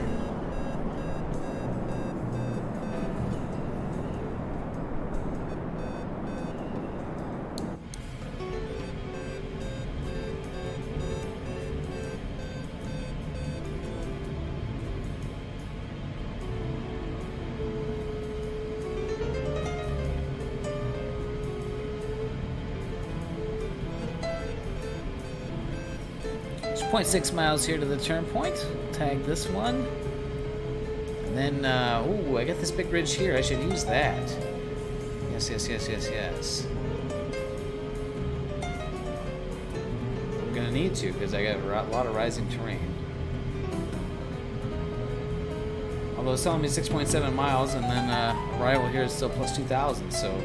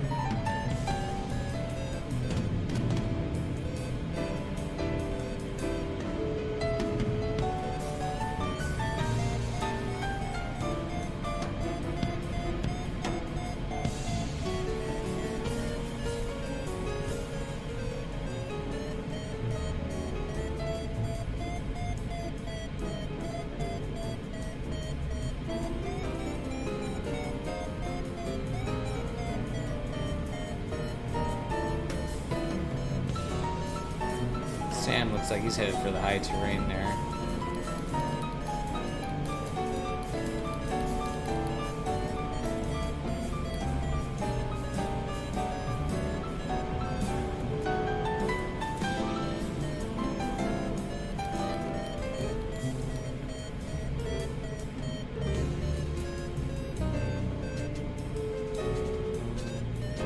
I'm at 6,600 feet. Kind of trying to milk this light lift at this ridge here.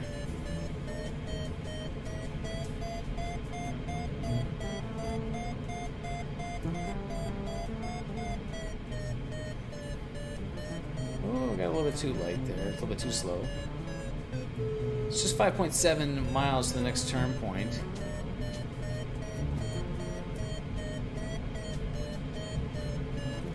Doesn't seem like an obvious lift source there.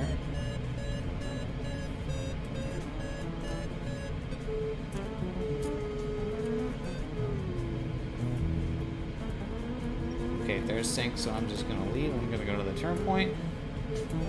I don't want to get dumped in sync and fight sync and lift like I did the other night.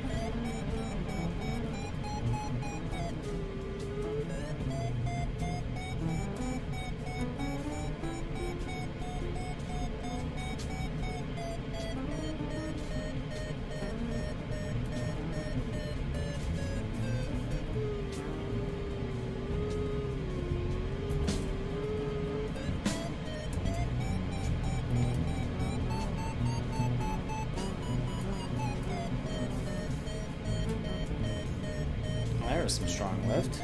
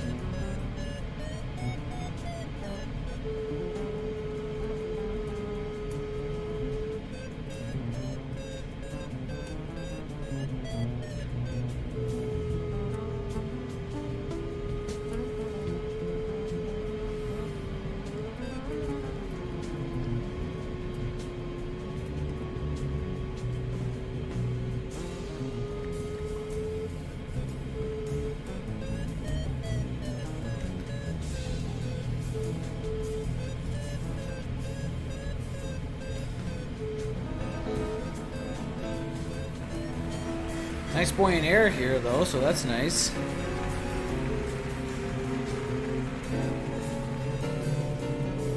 At this turn point, I may be able to just kind of skirt along the edge of this valley here.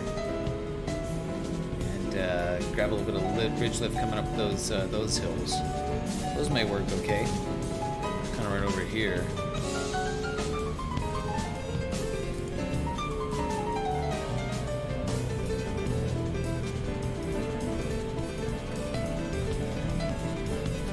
A big blue hole. It doesn't look like there's clouds until the finish.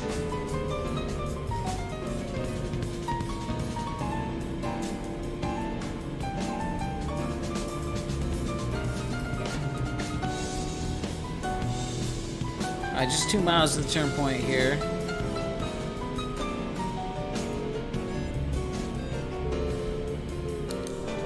Where'd that guy Sam go? Oh, he's still back there. Way above me, like 8,400. I'm at 6,400.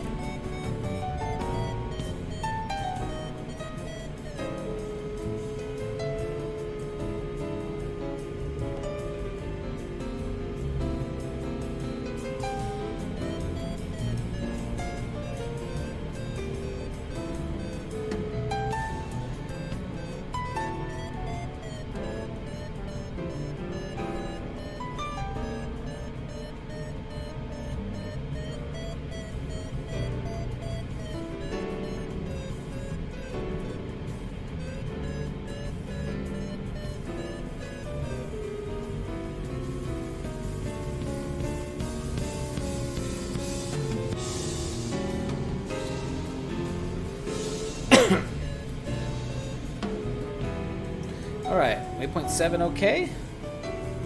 Now I definitely will need to climb. 7 miles is showing me minus 500 feet. And, well, there's clouds here.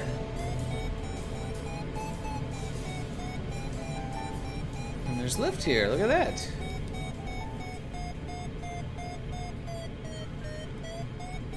Can I circle in that lift? Let's give it a try here.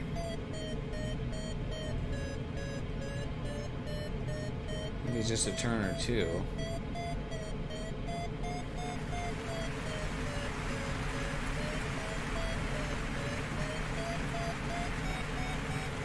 Blue sky lift here.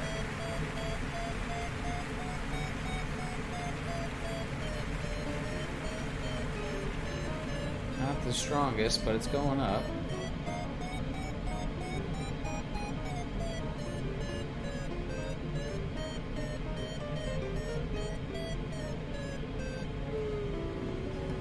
Losing it, so we're just gonna go right back on the course line. We've got a bunch of ridges here that could work. Give us a little boost.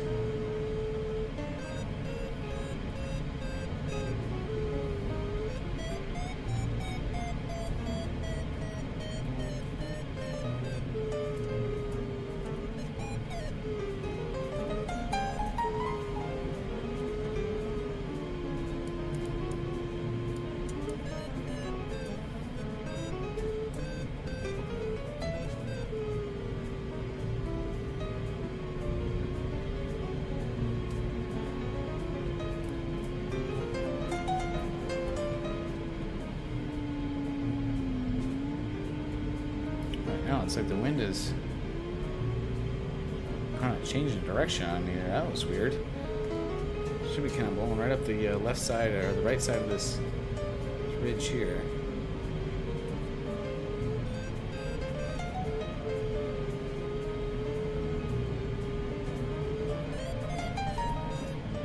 Only 11 knots though, not the strongest wind.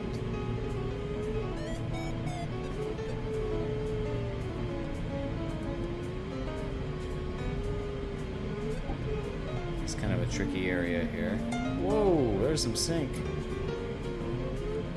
Not what you like.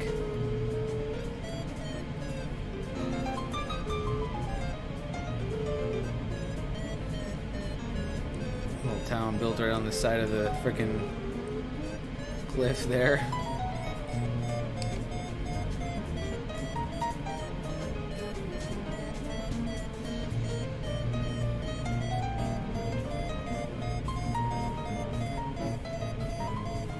Plenty of buoyant lift to keep me going here. At least for now. Now I'm kind of on the lee side of this ridge.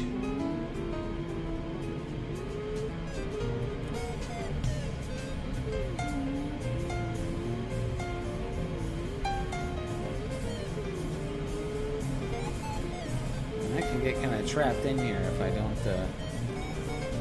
don't get lift over here.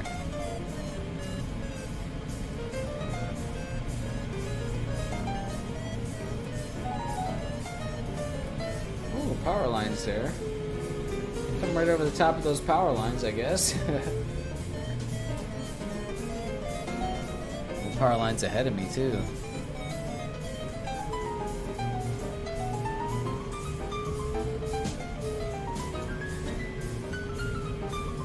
Is this kind of bowl working? Not really.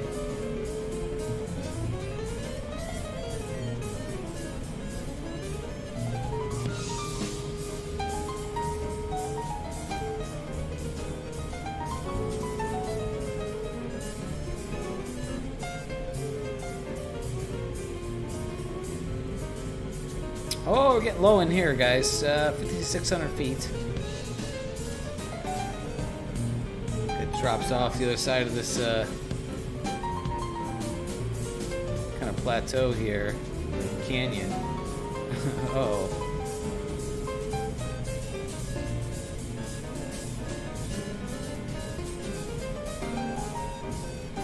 Whoops-a-daisy. Yeah.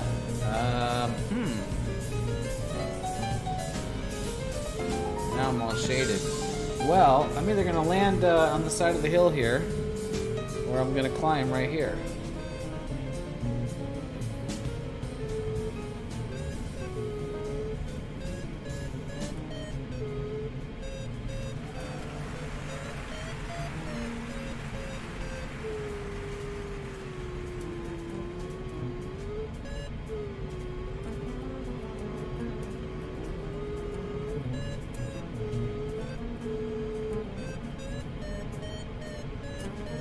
Lake just north is working. Oh, right here maybe. The lake shore. Yeah, I don't think I can get that. And there's a little, that's not a lake, a little reservoir there.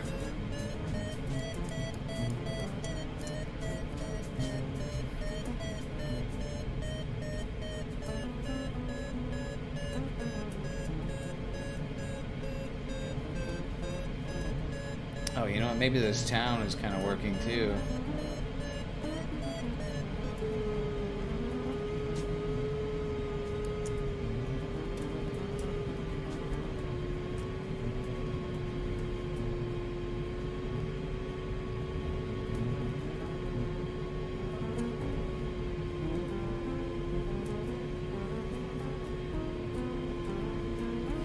Nope.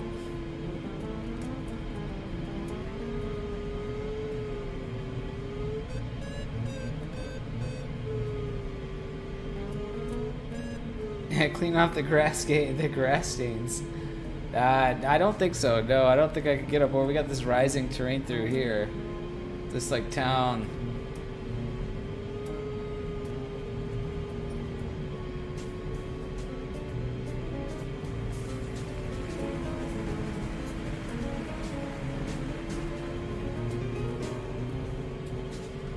this is some interesting flying here.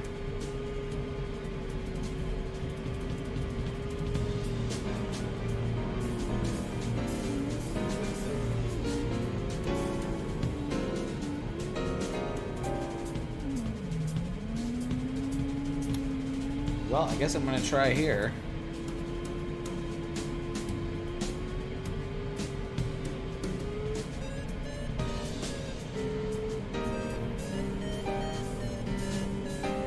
$4,900 feet.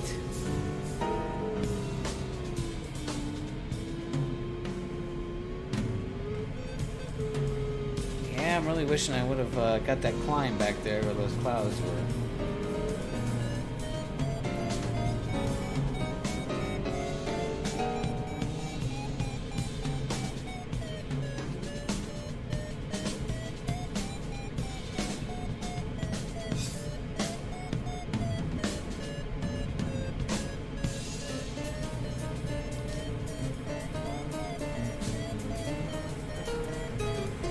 Light lift coming up this ridge, but it's going up.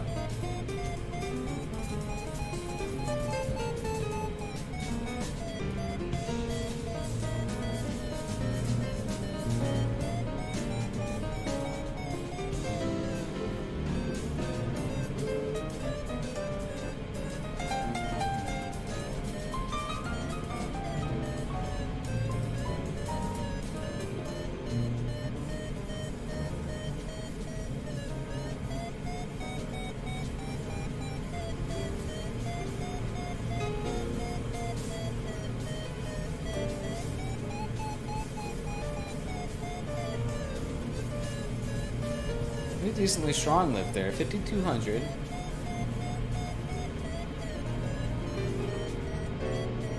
Circling in a fat cloud over there. Yeah, great. Yeah, look, there's great lift right at the finish there.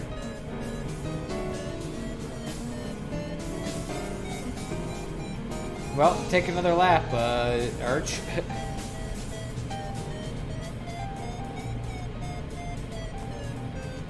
You may be able to lap me at this rate.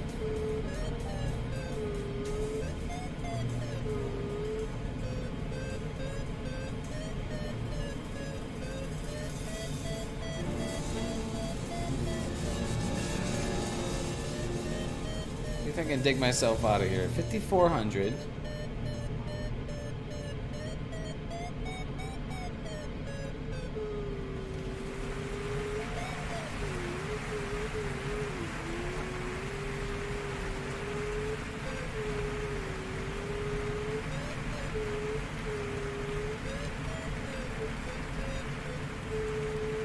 Minus 900 feet on the turn point.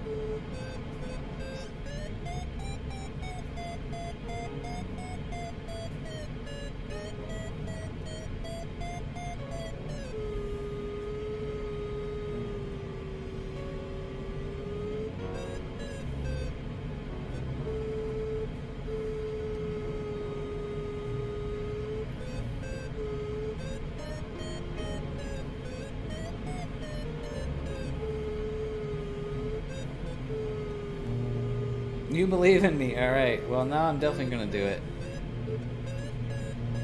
I dug myself out before. Like, you've watched me dig myself out before.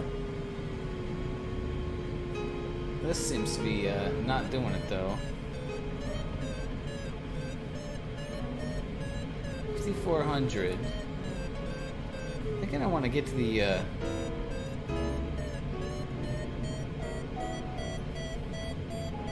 other side of that little city there, a little town. Because that would kind of be leading up into those clouds. But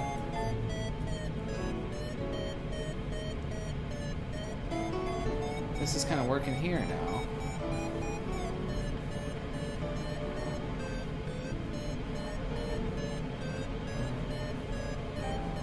$5,500.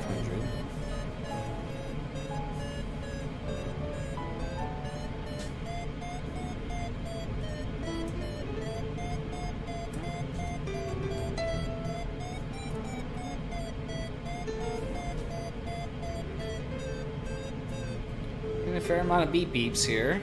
Got these 600.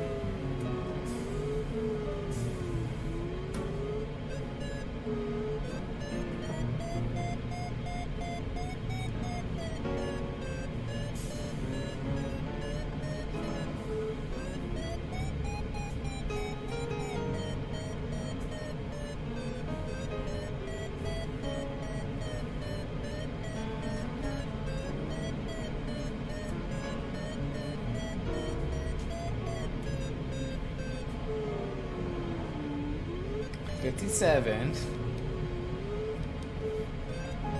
100 feet per circle.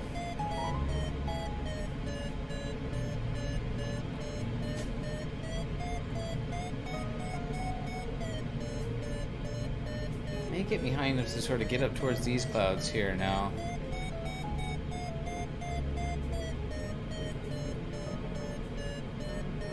Yeah, Sam's way back there.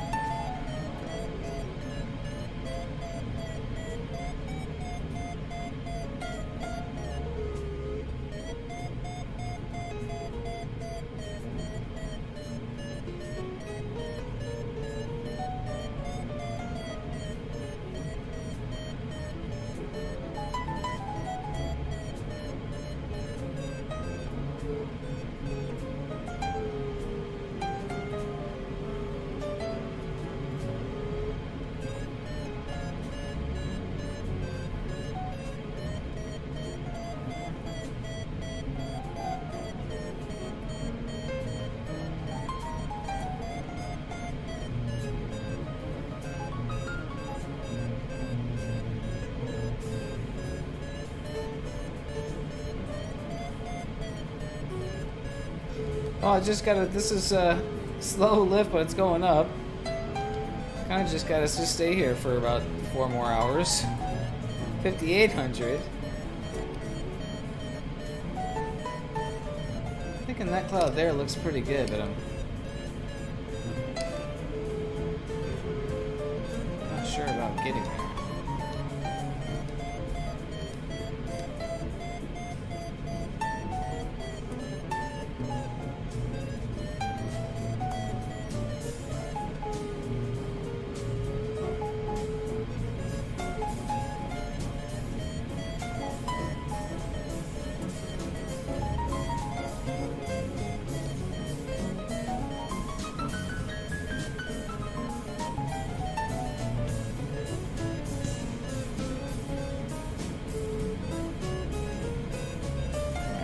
Try getting close to this cloud here.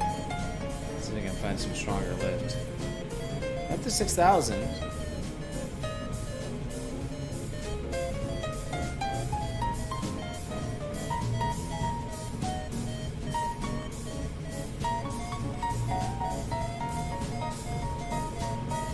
With such a cheerful piano track in the background, how can we go wrong here, huh?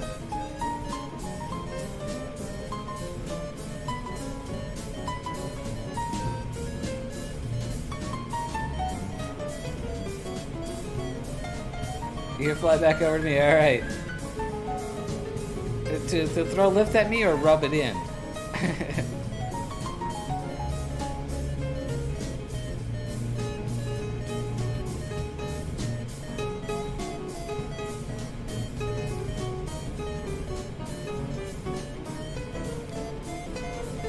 Oh, I'm doing good now here, look at this. I'm at almost 6,200. showing minus 45 here on the turn point.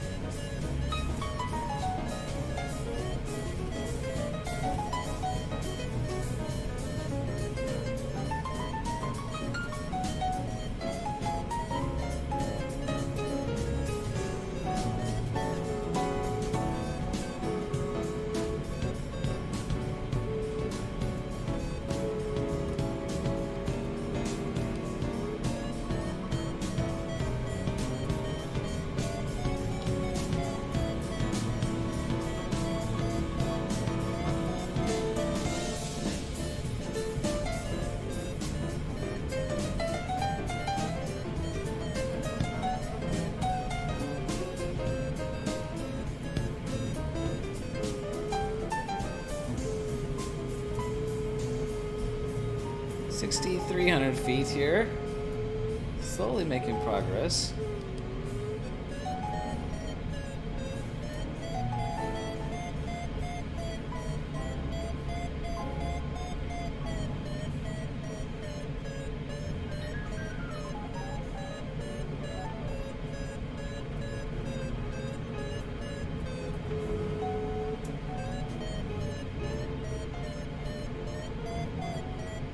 I think I'm working my way kind of up to this cloud here.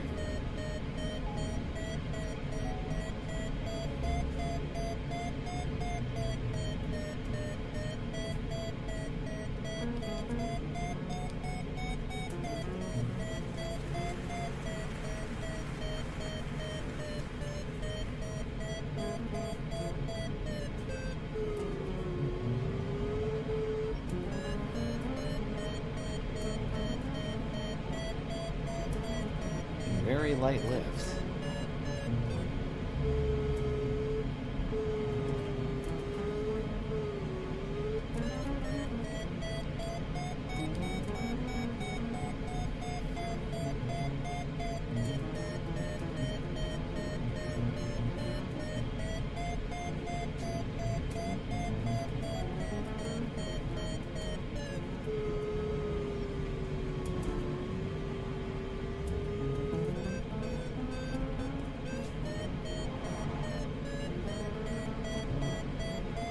$6,600 feet now.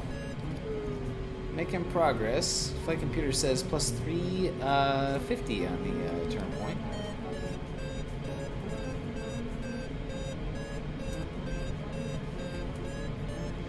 I should be able to get the next turn point, but first we want to finish the task and or make it to a safe place to land.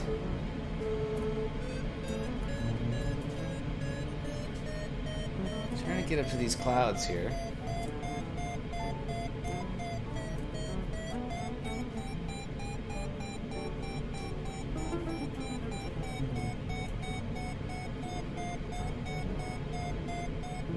Yeah, making slow progress. You threw out all the lift you had. I appreciate it, brother. Well, and there it is, 6 knots. That's pretty good. I'll take it.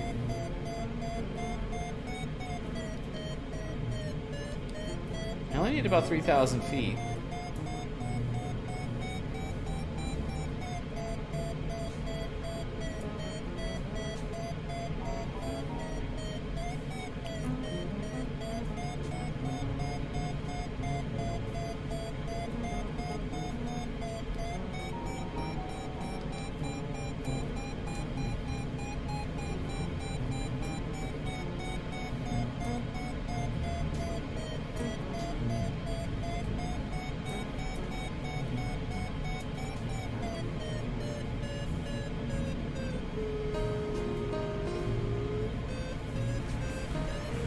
Can't tell what Sam's doing. I think he just went off to go to just exploring.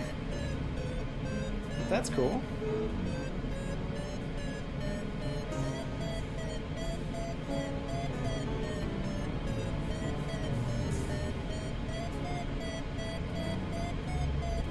Because I just cracked 7,000 feet here.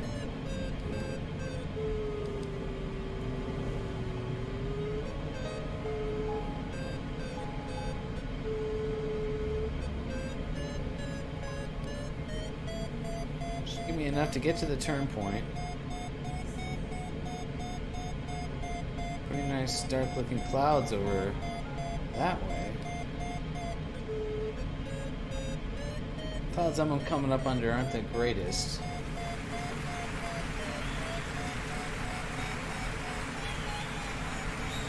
But I'm still climbing consistently here, slowly but consistently. I'm 7,300 now.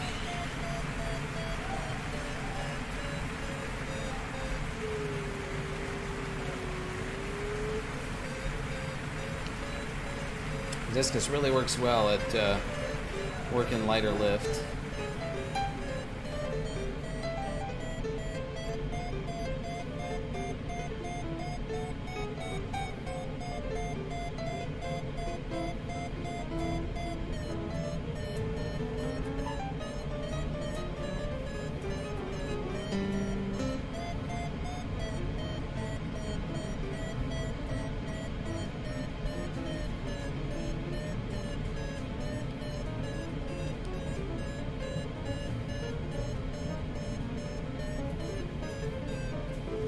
How close am I to the shore there?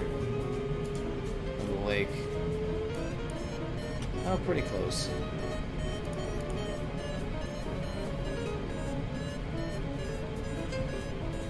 $7,400 feet. Guys, we're down here in Mexico. If you're just joining us on the stream, thanks for hanging with me today. And I'm in the process of digging myself out of a hole. Got pretty low. Honestly, it was like turn right and try to soar, or turn left and land. And I was able to scratch my way back up here to 7,500. And so we're having a tricky time of it here.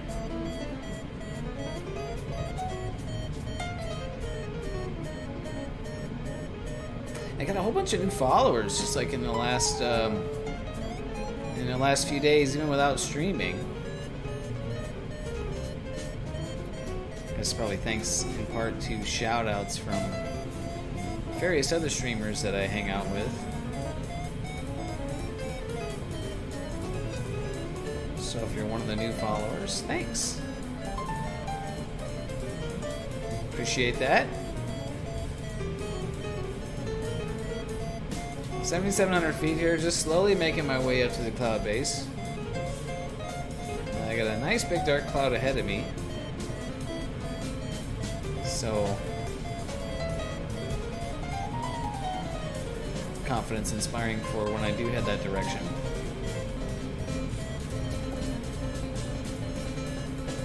The discus really works light lift nicely. That's one of the reasons I like this glider.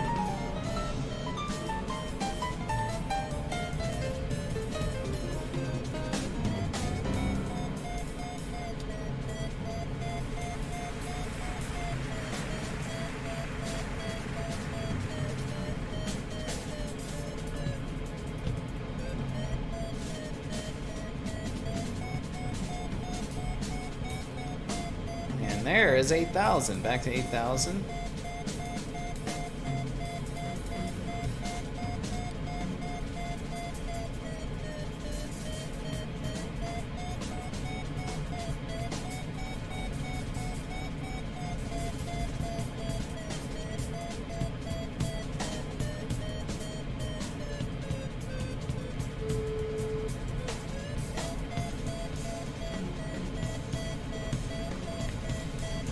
I think this area of Mexico offers a lot of really interesting soaring opportunities, challenges. And it would probably be really helpful if you knew the area. It's kind of tricky on the map to make a task when you don't know the area. And this area is just particularly interesting in general because there's just kind of mountains everywhere. There's no like mountain range that runs north, south, east, west, or something like that. I mean, if you look at the terrain, it's just so lumpy and varied. It's pretty difficult to anticipate the rising terrain, lowering terrain, or what ranges or valleys you want to get to, or avoid.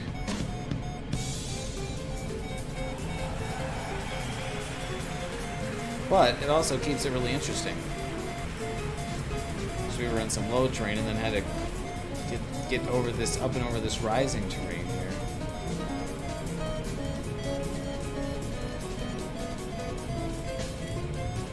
About 8,500 feet.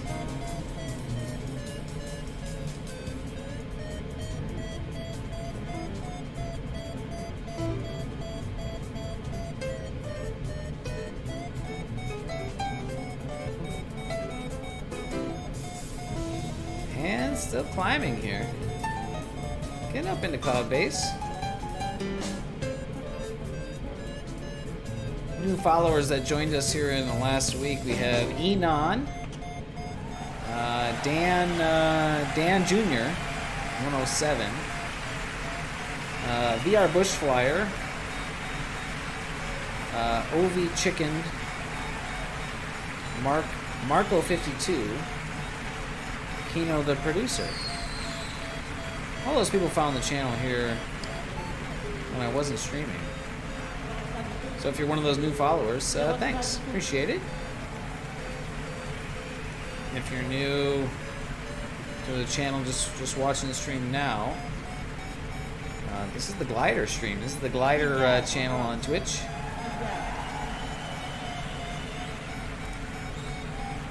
Let me mute these guys, or just get these guys back to the music. So I Fly Glider, Dave I Fly Glider is on the channel, on the Twitch. That's my thing. 8,900 feet.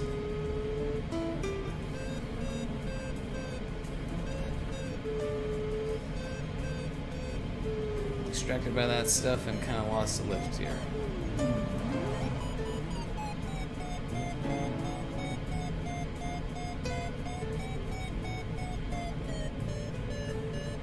$9,000 feet. Computer showing me just minus 150 feet on the finish here.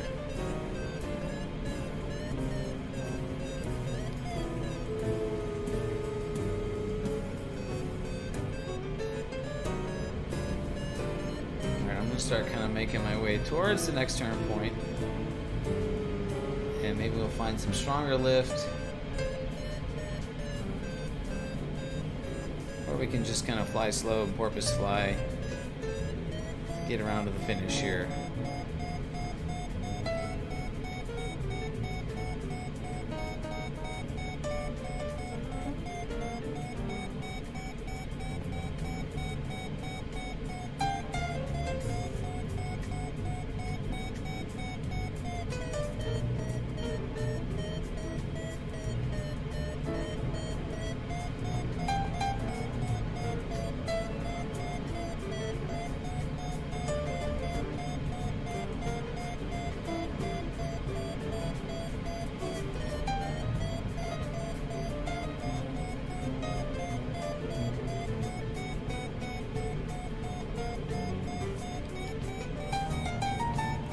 It's now showing me green on the task finish.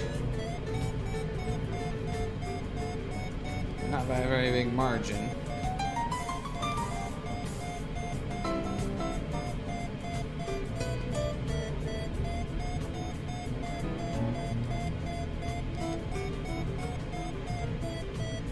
This guy's piano melody is just so clean and just this is the make you feel good jazz music.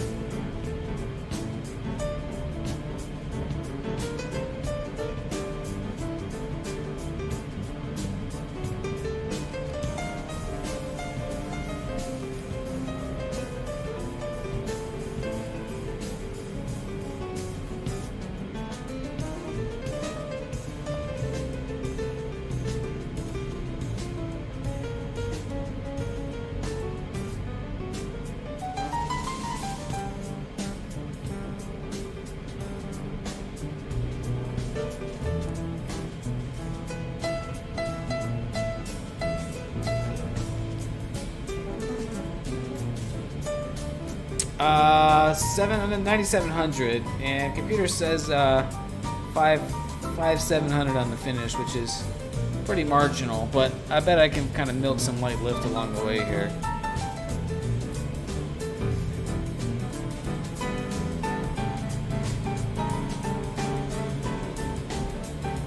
So yeah, I'm gonna kind of head towards the finish.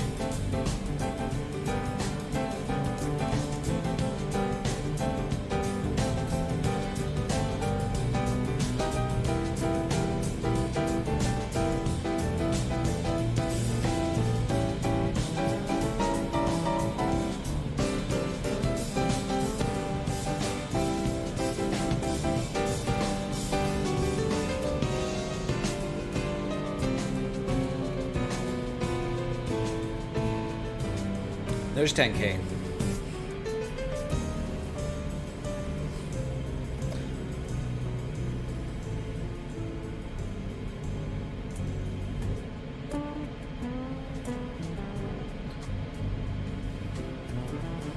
Yeah, I mean, I could kind of just eyeball it from here, getting around the lake, and then coming into the final. Although we do have a headwind on the final, and that I think is what cost me on the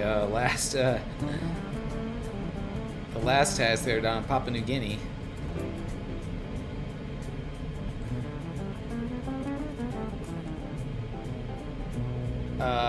Yeah, got it.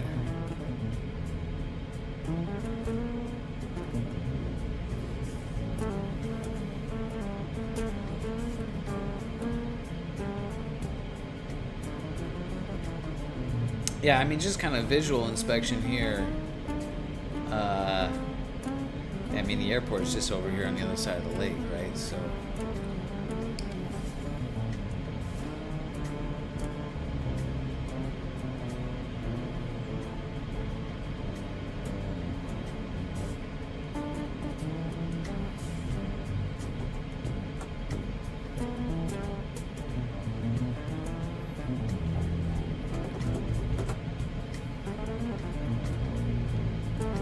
Played a little conservative now,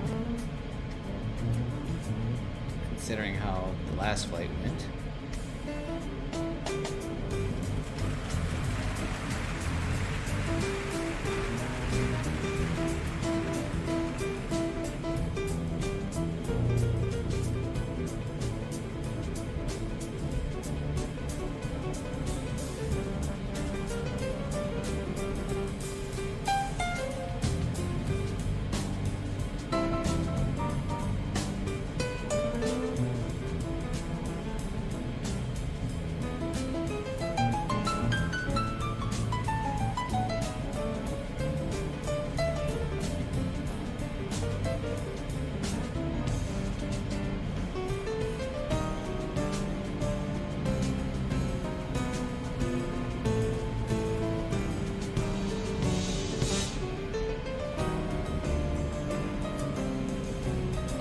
Got the waypoint number 8 here. And number has improved. It's showing me plus 1,100 on the finish now. So a lot of lift here. And I'm kind of under this dark cloud too, so.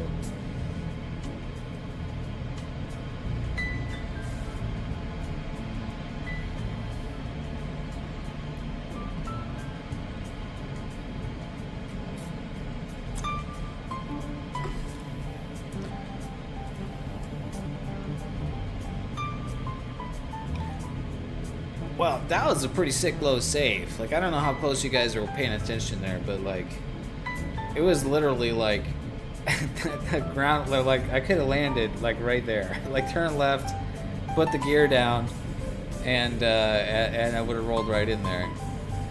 Fly and dive. What's up, brother? Thanks for joining the stream. I think we've seen you in the sim before, flying with us, but I haven't seen you in the chat. Thanks for joining the chat here on Twitch. And yes, very cool area here in central Mexico. This town right here is the town of Valle de Bravo, kind of like a resort town on this lake. Super beautiful area if you ever have a chance to visit. you know, if you're looking for a touristy area in the springtime to go in Mexico, that would be a good spot. Just signed on. Got it. Yep. Yeah, Twitch is a lot of fun. I have a lot of fun on Twitch, both streaming and hanging out with other streamers or joining their group flights. Flying powered airplanes is a lot more interesting when you're like have other people to fly with and like trying to fly in formation. Because otherwise, flying powered airplanes is just this: you set the autopilot and you just stare at it. And there's a lot of cool guys on Twitch that are streaming flights and stuff. I'm the only cool guy streaming gliders regularly. Well, that's not true. Major Dad is streaming, and Clockstopper and Rudder, those guys have all been streaming. But,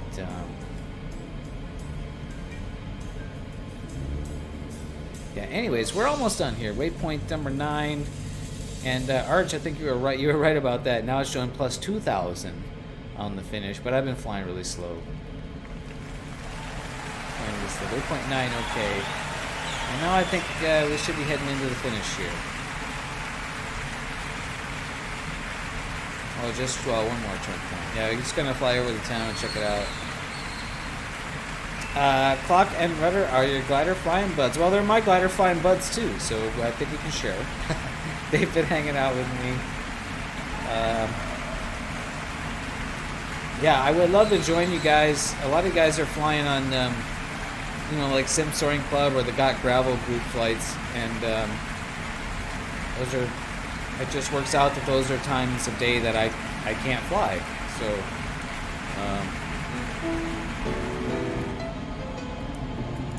so that's why I, you know.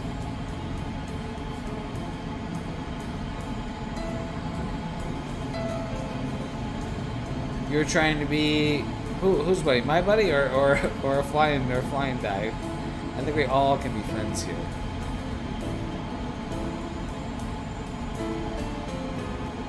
Yeah, oh yeah, we can just really dive her in here now. So tomorrow, guys, tomorrow's a long one. Tomorrow we're gonna go for the Sim Soaring Club Diamond Badge, the 1,000 kilometer flight. So. If you guys want to join for that, that would be awesome.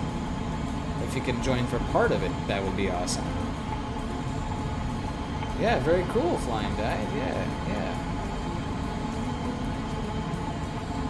Those guys do a bunch of live weather stuff. Yeah, I really want to try live weather stuff. The problem with my problem with that is it's usually just like not.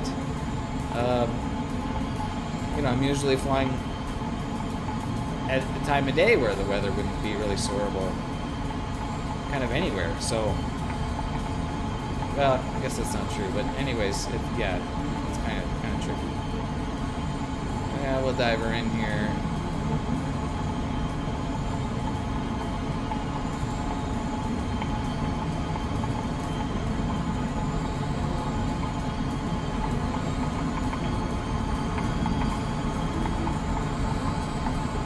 Finish this one off. Pretty slow as usual. Almost 2 hours. But it's pretty satisfying when you dig yourself out of a hole, right, guys? And able to finish when the odds are stacked against you.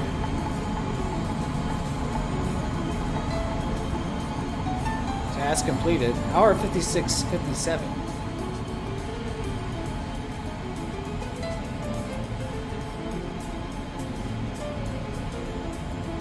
Well, I was doing pretty good for like the first half of that, 2/3 of that. I was doing really good. And then, yeah, then I kind of just lost it. Where'd the airport go? Must be right below me. Oh, there it is.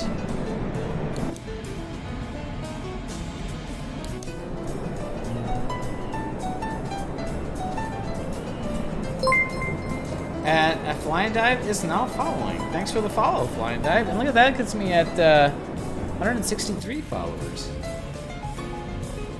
Very cool. Yeah, came in plenty high here. So we're gonna set up for the beat-up landing, the only way to land a glider.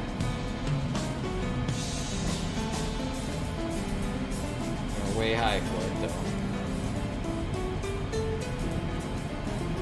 So we'll do a loop.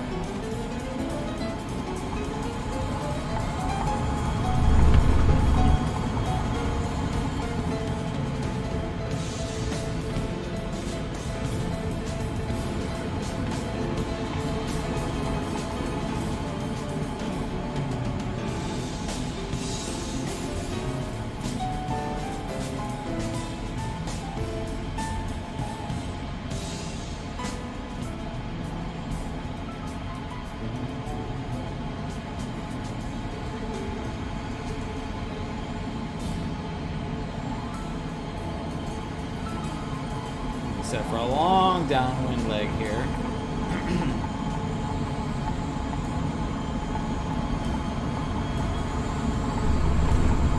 Oh, and whoops. I always forget to dump the ballast. Oh, too high. Still too high.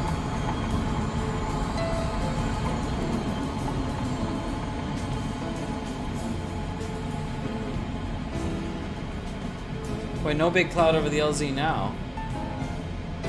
That cleared out.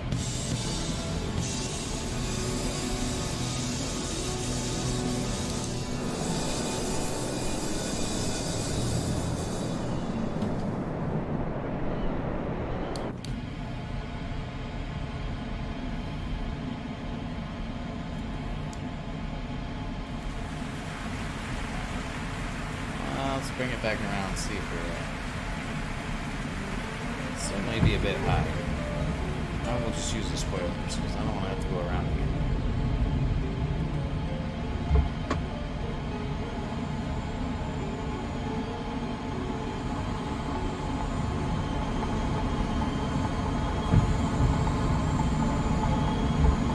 Circled back up to 12, now it's gone. Yeah, look at that.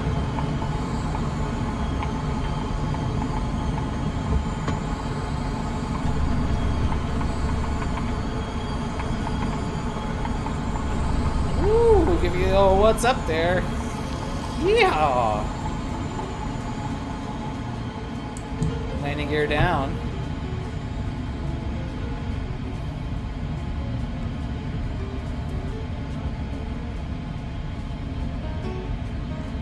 Bring it back around here.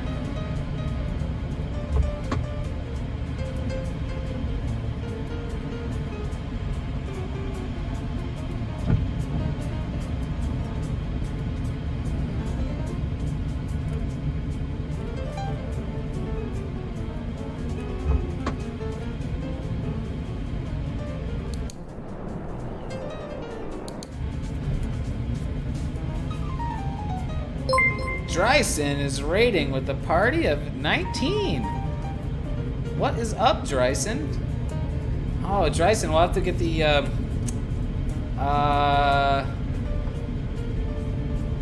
Swedish jazz trio back on here. Oh, and you guys just missed the beat up landing, but you'll get the landing part of it. A little bit high. Wind right down the runway. Slow her down here. Slow her down. Slow her down. There we go. Hungry Mood. What's up, Hungry Mood? And there we go. Yeah, down safe. We're down here. We just finished. Just finished here in Valle de Bravo, Mexico. And we got Agent Pressa. What's up, brother? Well, I'll show you guys what we did. Let me bring the music down on that. And since you guys are here, I was gonna go.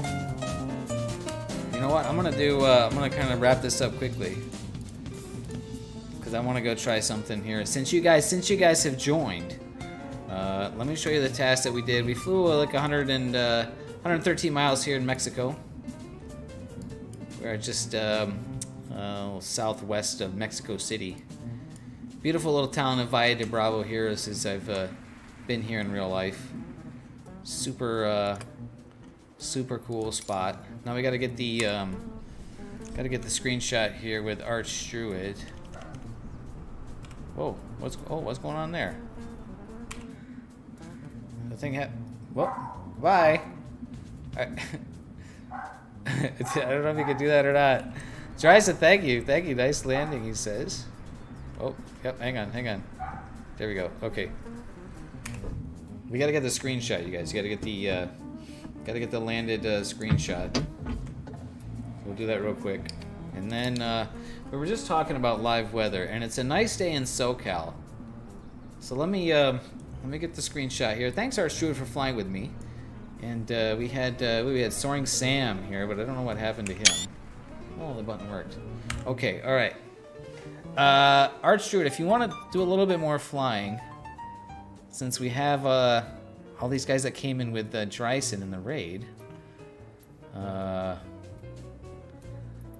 let's go back to the main menu. Let's try a little bit of live soaring here in SoCal. It's a little bit late in the day. It's 4:30 here. But I think it's take a look. Let's see if it's a soarable day. Change it to real time and live weather. And we're going to go up to... we're going to go to...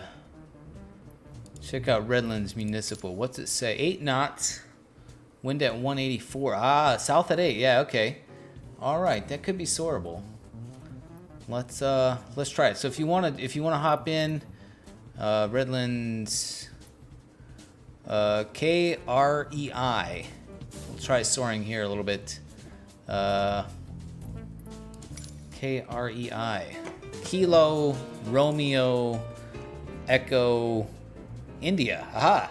I got it. And Dryson, so we listen to, I like to listen to jazz music on this channel. And I found I didn't find, YouTube found for me. The YouTube algorithm found me a Swedish jazz trio, I believe, right? You're Swedish, right, Dryson? Sweden?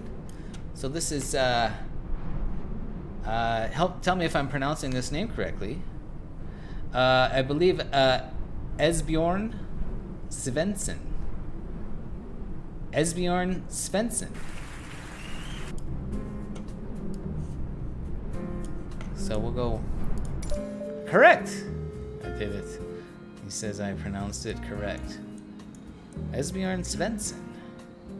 Close enough for my sheltered American. Come on, turn it. Gotta turn the head tracking off for clicking buttons in the cockpit here. Take a flag. And I gotta change the instrument to Imperial. Close and save. Connect. Okay, so now we are here in Tearless Broom just spawned right inside of me. Oh, look at this. Look at this weather. Oh yeah, this should be soarable. So this is the San Bernardino Mountains in Southern California, Dryson. Let me show you. Well, we've got a little nav map. I can show you where we are. Yeah. So this is where I have many hundreds of hours IRL flying hang gliders in these mountains here. And so what happens is we get like a west-southwest wind. And so west-southwest wind coming up this whole mountain range is just getting wind all day, and it faces south, so it gets sun all day. Sun. So let's tow up here, and so we're in live weather. Let's see if we can soar. Ooh.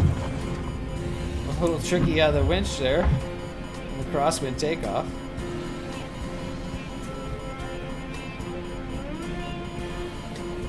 And we're pretty far from the mountains, so. I want to get as high as I can. I may have to cheat a little bit in slew to get over there.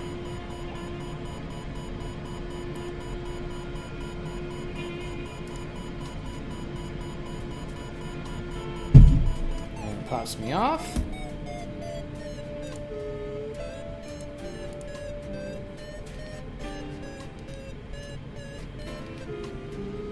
Alright, and I need to pop my computer out.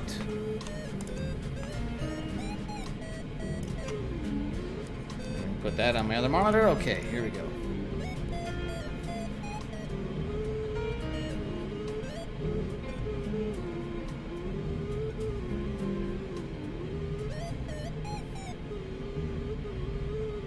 So I know these mountains very well.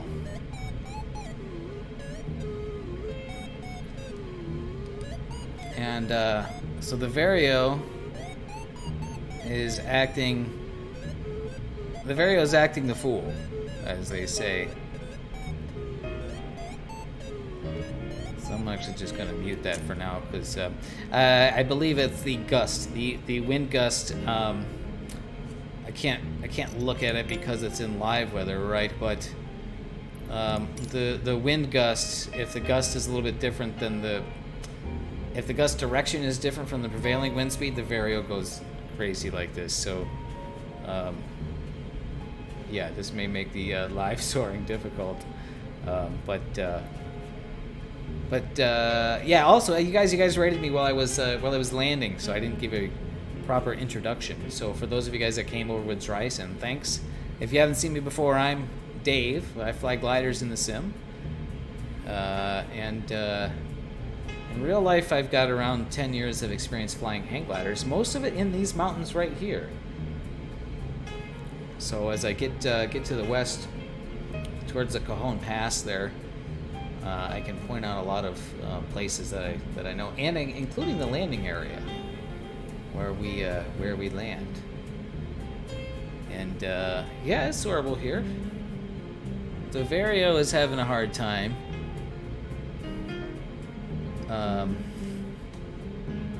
And that might just be the case. I think that's because of the gust.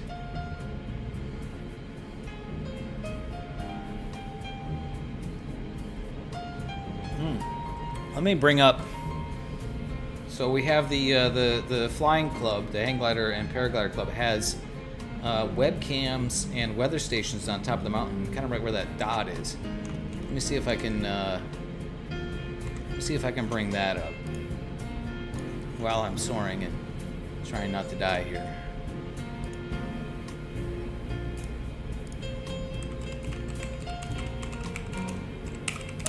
That is, if the weather station and webcam is working. Oh yeah, okay, so here's the live weather basically in these mountains at the moment. This is happening right now. So the wind was, what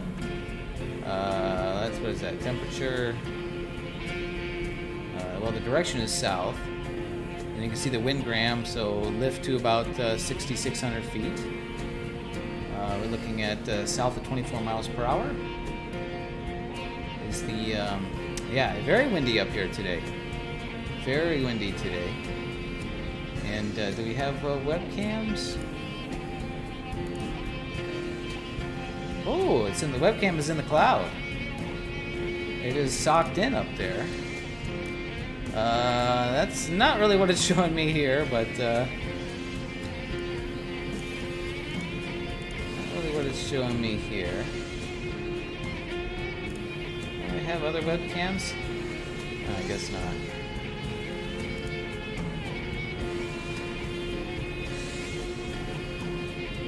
Close enough, huh, Dryson? Yeah. Yeah, I'm trying to see. Here's interesting. You can see the wind direction change. This is at one of the peaks here. You can see it was out of the east until right around 10 a.m. and then it switched to the south. And then in the landing area it was out of the north, and then it switched. So yeah, I guess the ooh, I'm trying to fly here.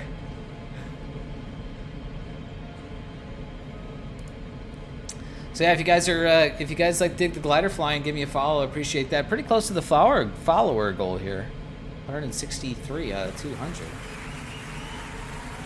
Yeah, with the colored dots, right? Yeah. So this is San Bernardino down here. In general, I highly recommend avoiding this area as much as possible. And Art Struid has flown Marshall. We're gonna go fly over Marshall. Are you here with me? Did you pop in behind me here?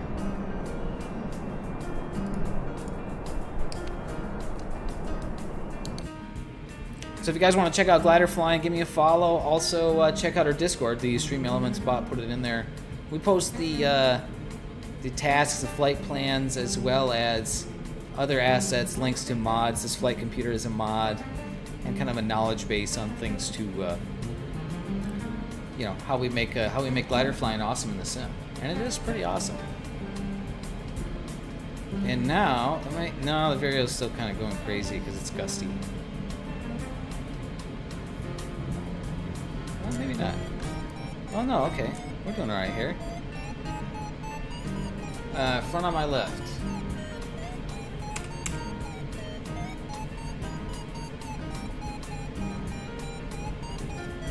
A lot of air traffic in LA. Oh, there you are. So Big Bear is up on my right, and that's Strawberry Peak. And yeah, I got 20 knots. Look at the wind here. Somewhere, oh, it's going all over the place. 16 to 20. Always busy in LA. I mean, it's funny how that works out, like, in the sim. Like, everyone wants to fly over LA. Like, I get it, because so many people live here. I mean, there's a lot to see in LA, you know? It's not just, I mean, as you know, Dryson, flying the helis around, it's not just a concrete jungle. I mean, there is, like, you know, endless city, but you don't have to go very far to find really interesting mountains and you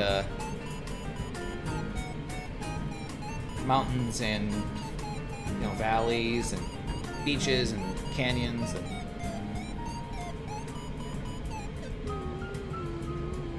complex airspace. Yes, yeah. Probably some of the most complex airspace you can find, I would imagine.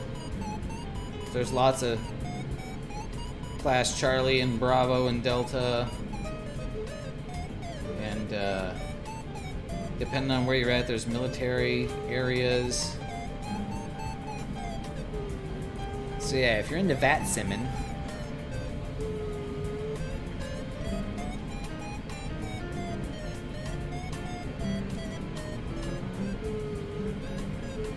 okay, so coming up on here, these mountains right here. So that highway running up there, that's Highway 18. Highway 18. It's a big 4-lane road that goes all the way up in these freaking mountains. And coming up on this peak over here is Marshall Peak. That's one of the places that you launch from.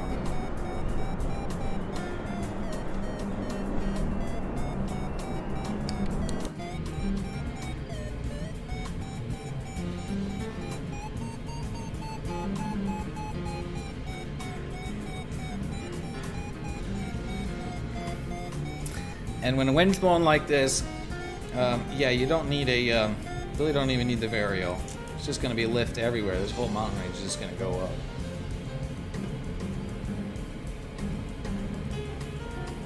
And I have to say, this is very realistic. This is very much like the lift would be out here on a day like this with this much wind. Yeah, you'd be just going up everywhere. This is on a day like this in a hang glider or a paraglider. This is a day where literally there's so much lift that it's hard to get down. Like you just can't get down through the lift, and that can be scary. They're about 6,000 feet. So off to my left here, that is Marshall Peak. So that's where Arch Druid's flown. I have many hundreds of flights from Marshall. This sort of bald spot here. You launch off right there. And then this here is called Cloud Peak, and next over here we call that Regionals. And then this is the landing area. This sort of trapezoidal shape. That's Andy Jackson Air Park. Yeah, not being able to get down.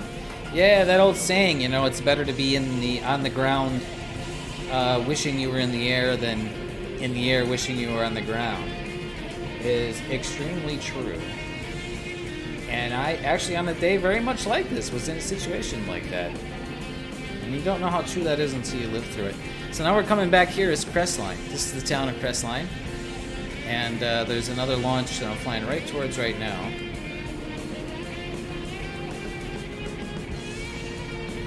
And this is a little bumpy, the air here. So actually a lot bumpy. I'm going to turn around here.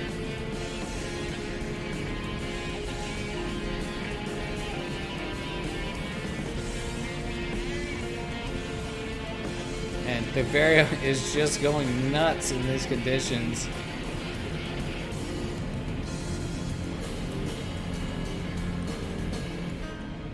So this is where we would launch from at Crestline up here. Crestline tends to be a lot of ridge lift and also a combination of ridge and thermal lift. And right now I've got just like crazy ridge lift.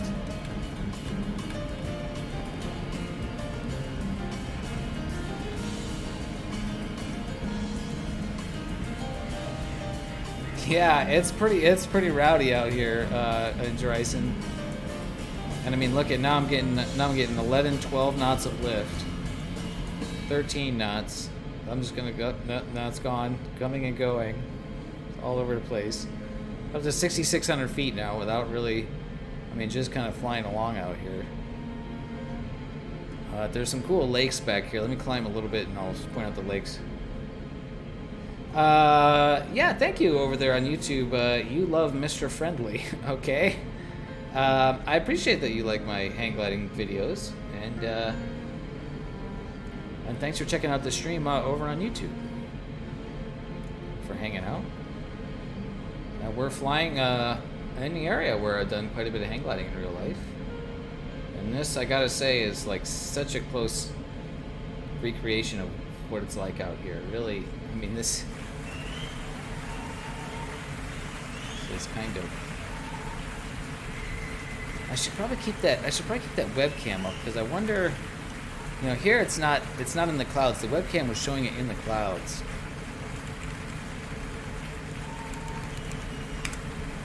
I wonder if I can.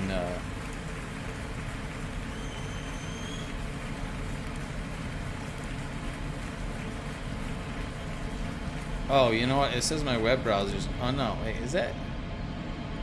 Yeah, I don't know. That's weird. Okay, yeah, it shows it in the clouds. I don't know. Anyways.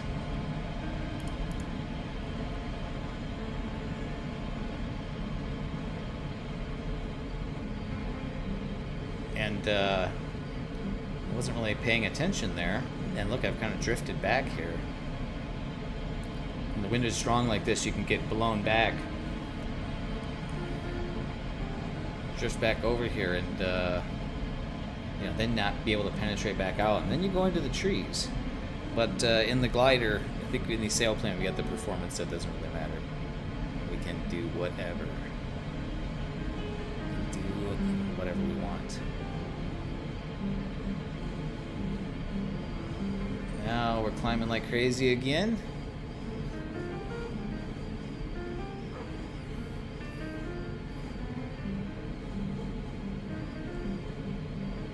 Holy moly, 12 knots of lift.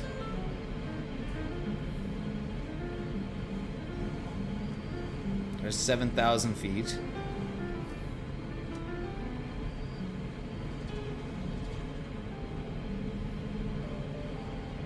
Just kind of stay here and work this and see how high I can get.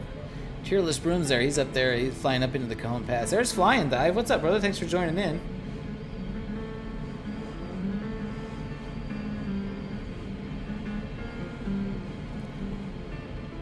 So we're flying down here in the San Bernardino Mountains, and just east of LA by 60 miles east or so, inland from LA. And we are on live weather. So we're kind of just seeing how soarable the live weather is, and it's definitely soarable. And this would be a not very pleasant day in real life to be in the air, because it's quite turbulent. It's very gusty. There I just saw like 28 knots of wind. 26. It's hard to see because it's wind here is 25, 26 knots. Kind of all over the place. Very gusty.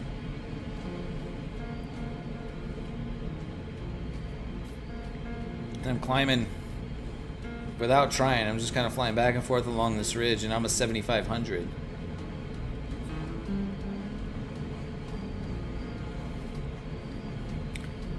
So I'm just gonna keep flying back and forth along the ridge here a little bit, and so we'll see how high we can get.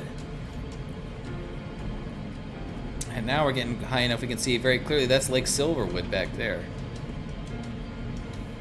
There's several cool lakes up here to check out.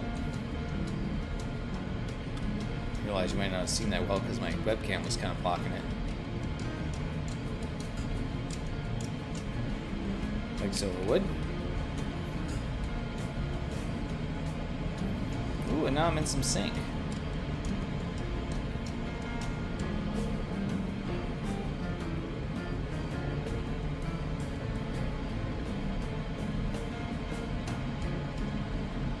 And on my left there is Lake Gregory. And beyond that is Lake Arrowhead. So I think what I'll try to do is, maybe let's try to go and see if we can go land at Big Bear. It's just down the ridge here, about 30 miles or so. We'll kind of take you guys on a little bit of a tour to the east. San Bernardino Mountains. We're going to be kind of in and around these clouds.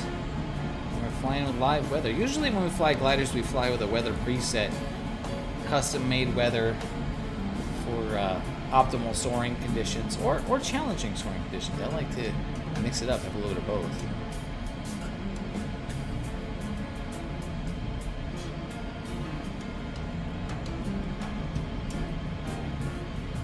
That's Lake Gregory down there.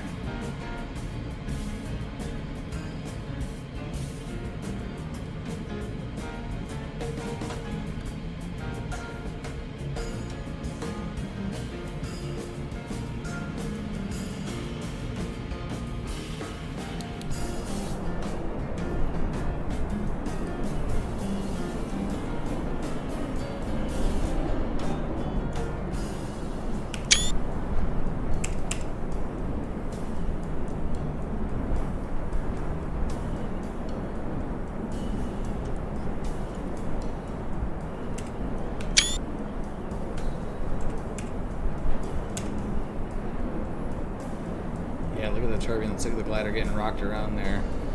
It's gusty up here today. Ooh, I'm in a bad spot. Oh boy, down to 6,700.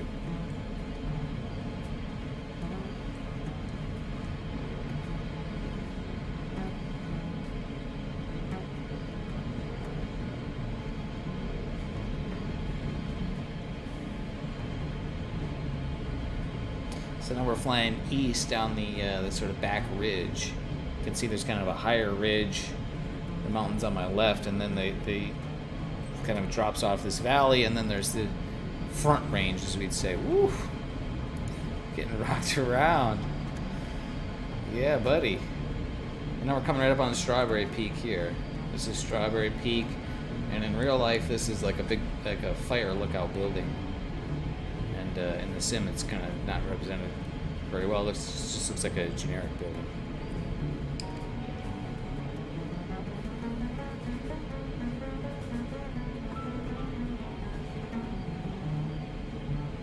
See, I just flew through some lift. Let me see if I can circle back and climb a little bit in that some more.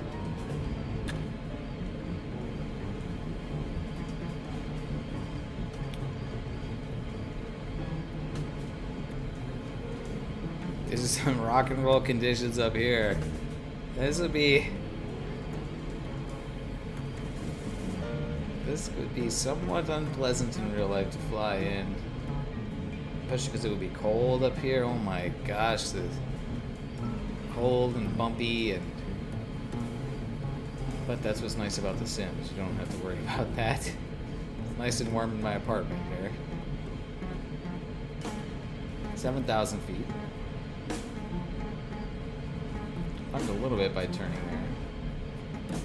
We'll continue on down east. Lake Arrowhead off on my left, and straight ahead for me is the rim of the World High School.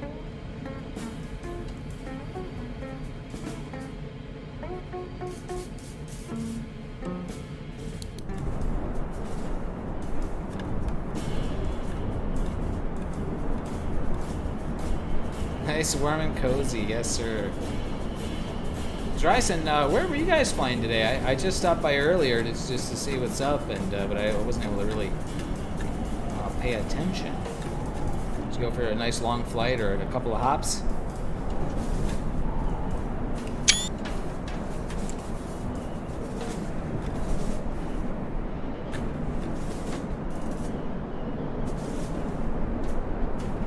A whole bunch more lift. I'm seeing like 30 knots of wind here, gusting to like 30. Woo, it is. It is rock and roll up here today. And lots of lift, 7,800 feet. Some pancake deliveries. I want some pancakes. Anchorage, Alaska. Wow, Fairbanks. Oh, wow. Actually, I'm not the biggest pancake fan myself, I gotta say. I'll go for a waffle over a pancake. A Belgian waffle.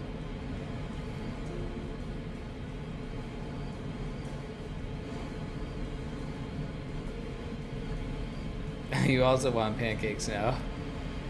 There's a streamer that I'm watching.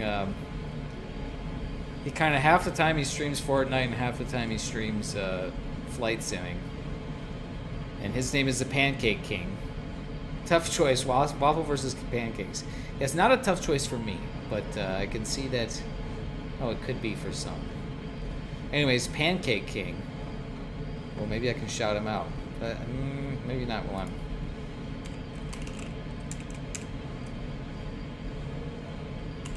Shout out.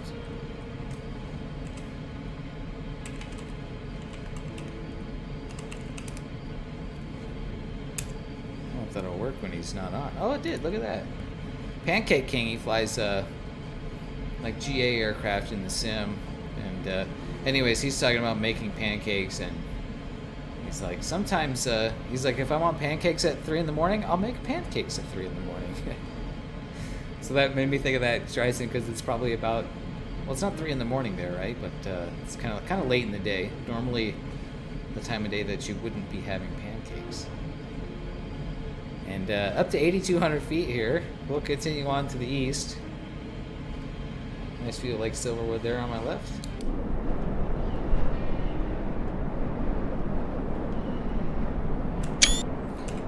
At 2 a.m. right now. Yeah. Okay. Yeah. It's a lot of work to make pancakes in the morning, right?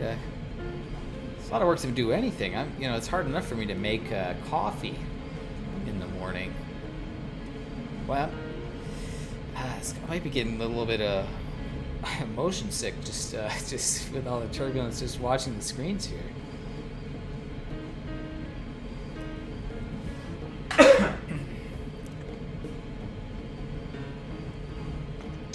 Okay, so since I'm going through the clouds and you can't see much, let's bring up the map. We'll show you where we are. Flying Dive Interiorless Room. What's up, guys? Come and follow me into Big Bear. So there's Big Bear Lake. We're going to try to get to Big Bear. So we'll follow the ridge, basically the Highway 18 here, until we get out to here, which is like Keller Peak. Or actually, I think Keller Peak is like here. No. Keller Peak is here because the road goes up to it. Yeah, that's Keller Peak. That's like the tallest peak along this range. And then get as high as we can there, and then we'll head into Big Bear. Try to land at Big Bear City Airport there. L35. Lima 35. And I'm in some gnarly sync.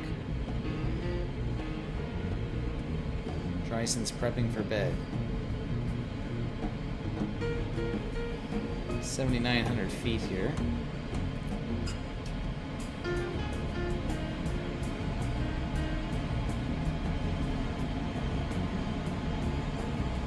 Gonna dive to get through the sink.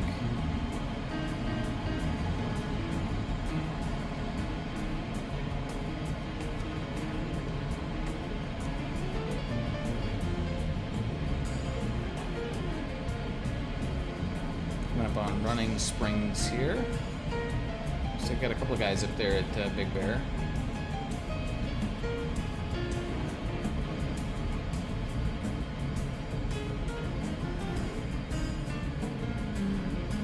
Ooh, there's some strong lift. Oh, it is gusty.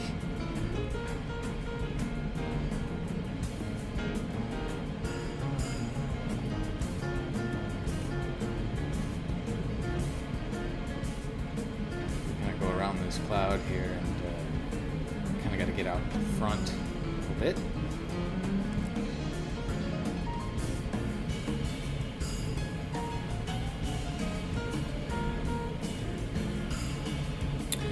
So tomorrow, guys, they're going to do a long string tomorrow. We're going to be starting at noon Pacific time. We're going to be attempting to earn our Sim Soaring Club Diamond Badge, which means completing a 1,000 kilometer task. So it should take somewhere between 7 and 8 hours or so. And we're gonna fly in California. We're gonna fly from Inyokern, California, which is like in the Mojave Desert, up to a bit past Bend, Oregon. So that'll be a long one. We'll appreciate the company. Anybody who wants to hang out for that or fly with me, fly anything. Not to fly gliders. It's fun to have other airplanes to look at in the air as well, or just hang out in the Twitch chat. That would be awesome as well.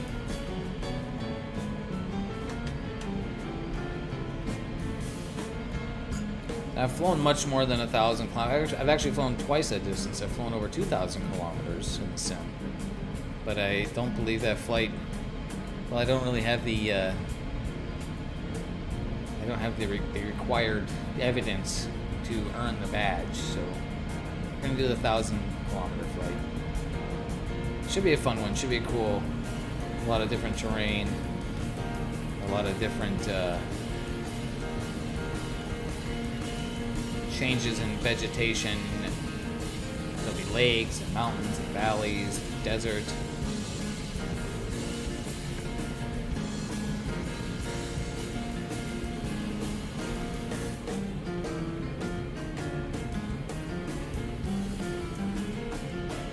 Okay, coming up on Keller Peak here. That's this one with this sort of slide. And kind of straight ahead of me, this big mountain here. Or it might be actually in the distance from there, is San Gorgonio, which is the tallest mountain in Southern California.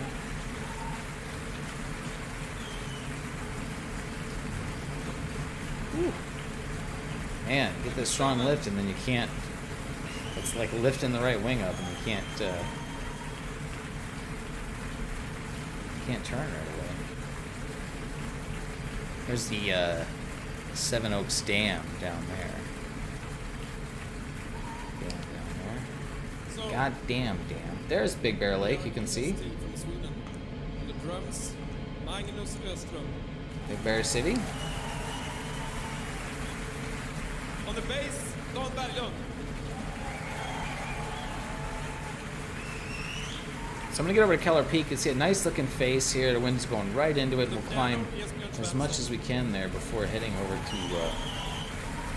before heading downwind into Big Bear there.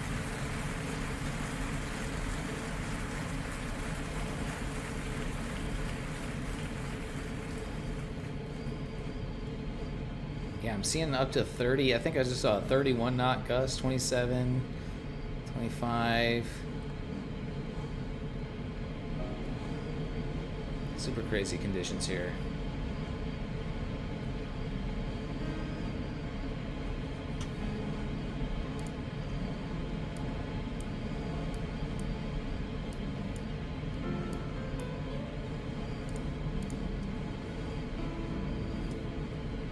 At 8,500 feet.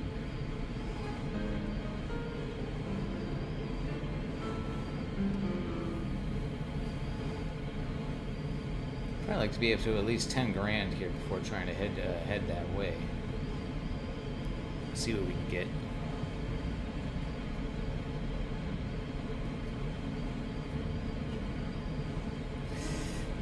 Ooh, yeah, this is kind of nauseating to just sit to watch the screens and it's bouncing around so much.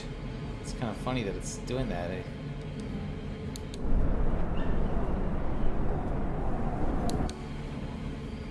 Imagine if you were in VR, this would be really, really difficult. All right, this is Keller Peak. There's another fire lookout up here. So let's see. Oh yeah, there's 12 knots, 13 knots of lift. Big lift. Hello. Let's have it. 9,000 feet. A little bit of a stall.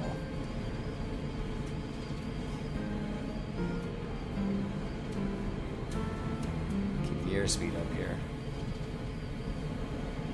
9,200. Holy moly.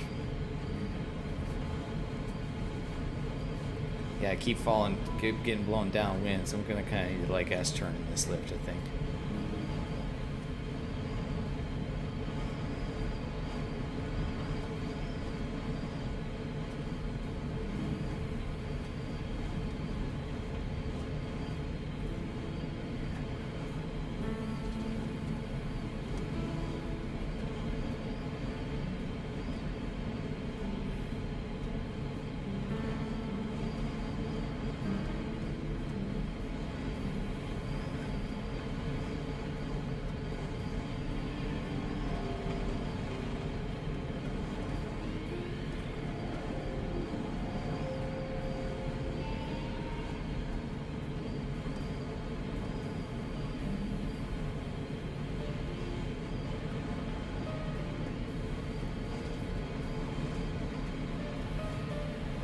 Maybe 500 feet. Ooh. Getting slammed out here.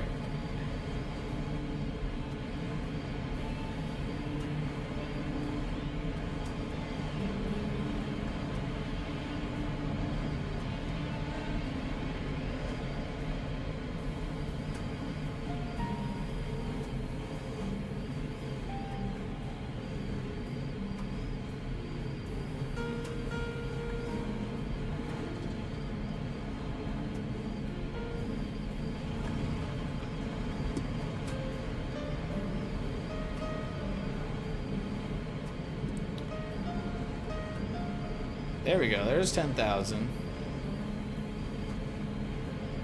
Flying dive well below me. Look at the Keller Peak there, guys. Look for the fire lookout, the building at the peak. There's kind of a road that goes up to it, and a slide kind of right below. And yeah, there's massive lift there. Pretty small area, but you can just kind of S-turn in it.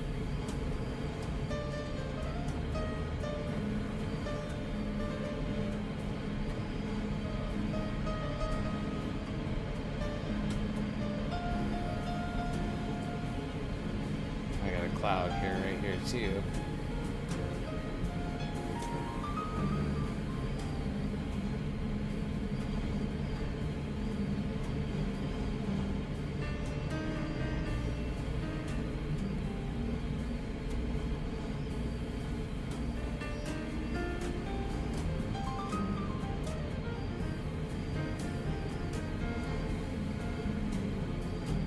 $10,200 feet.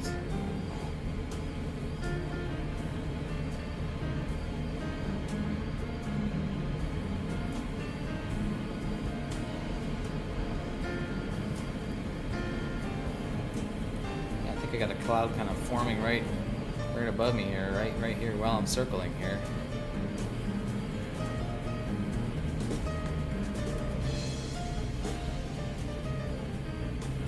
I feel like I want to get higher before heading that way. There are some favorable looking ridges back there though.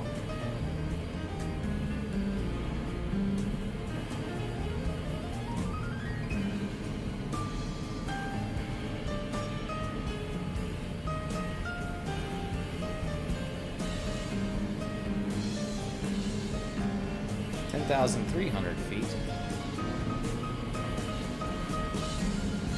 Oh, you know what I can do. I can, let's see. Do I have a Big Bear on here? Riverside, Big Bear City. 10 miles. There we go. I can navigate to it. And, yep, we're good. We could go. So, yeah, 10 miles, approximate arrival 5 minutes, and arrival altitude 2,300 feet. So, let's just head to Big Bear, boys.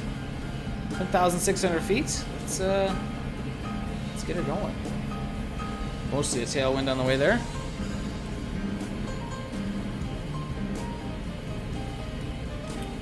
We're gonna land up here in Big Bear, and then I'm gonna call it a night with the flying, with the streaming. If you guys have a raid suggestion, let me know. A lot of you guys came over with Dryson, so if you got somebody on here you would like to raid, then yeah, willing to take suggestions. We'll raid out.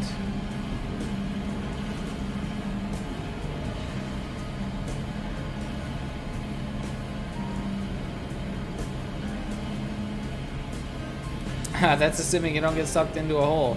Well, Rudder, first of all, what's up? Second of all, I mean, if we get into some nasty rotor, that could happen up here. The computer's pretty confident that I've got this on glide, no problem. But it's very gusty. Though the landing is going to be landing's going to be interesting up here. And third of all, Rudder, if I get sucked into a hole and crash and explode, then might as well just raid out there anyways as well. So, thanks, brother. Good to see you too. Thanks for showing up in the chat there. We're flying in live weather. I don't know how long you've been around here for, but this is live weather in the San Bernardino Mountains. Just happened to notice that it looked like a pretty nice day in SoCal today. And so I figured, yeah, let's try some live weather soaring. And it's massively windy. I mean, you can see on my Vario, and gusty as all hell. I think I've seen gusts as high as, I've definitely seen over 30 on the wind there. I mean, you can just tell how turbulent and bumpy it is. Just got back after a busy day. Well, hopefully it was the good kind of busy, fun busy, productive busy. Not working too hard on a Saturday. So we did a flight earlier down in Mexico, which was a lot of fun, and yeah, I got down in a hole. And I had to dig myself out of it, but I did. And finished the task. And then our friend Dryson raided with a bunch of people. So we couldn't end the stream then. So it was a perfect opportunity to check out the live weather. And I got Kool-Aid Man here at Big Bear.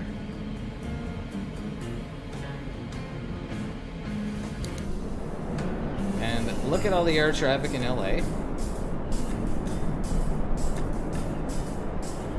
We got Fly and Dive and Tearless Broom in here with me. Let's take a look at the map, see where those guys are. Yeah, awesome. Tearless Broom has disappeared, so I don't know where he is. Well, Fly and Dive headed back. He got scared. It's scary up here, I don't blame him.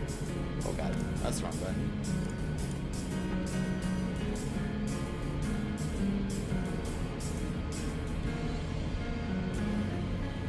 Kool-Aid Man, oh yeah! Hope to join tomorrow. Yeah, no worries. It'd be good to have you, even if, you know, for a little bit, because it's going to be a long day. Just have someone along, you know, even for parts is, you know, makes it more fun and more interesting. Someone to help keep me entertained for the whole time, because it's going to be a long one. But I've done longer, so I think that'll be a fun flight. We're going to get going all the way from the California high desert Up to Bend, Oregon is going to be like, there's going to be a lot of different terrain. There's going to be, you know, desert. There's going to be valleys. There's going to be lakes. There's going to be rivers. There's going to be tall mountains. There's going to be rolling hills. There's going to be a little bit of everything. It's one of the ski areas up here.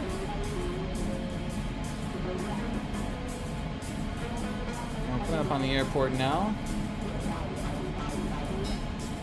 Oh, you've got it twice. You've got the Diamond. Yeah, I've got the. I mean, I've flown over 2,000 kilometers, right, in the world record attempt flights. So, definitely been there, done that as well. But I don't have the you know, the evidence for it. And I didn't actually complete a task, so I think it kind of doesn't count.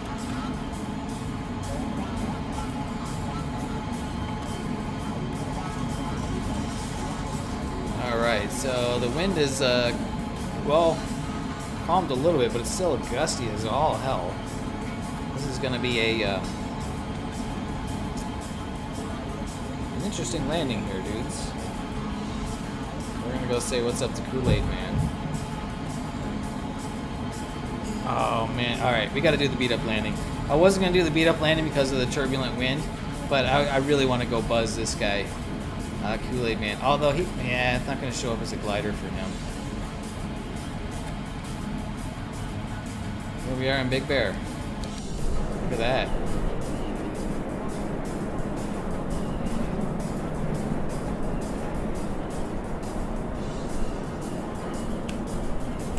Oh, come on, screenshot.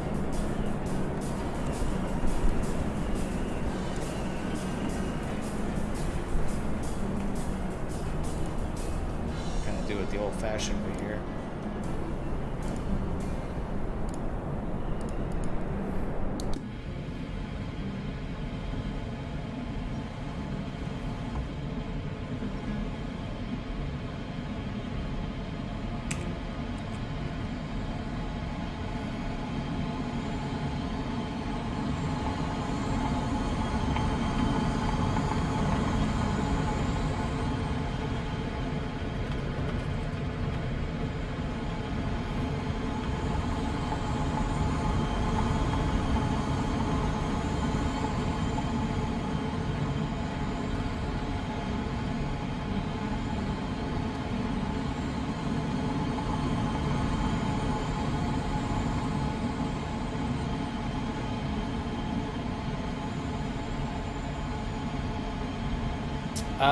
Oh, you got the altitude, okay.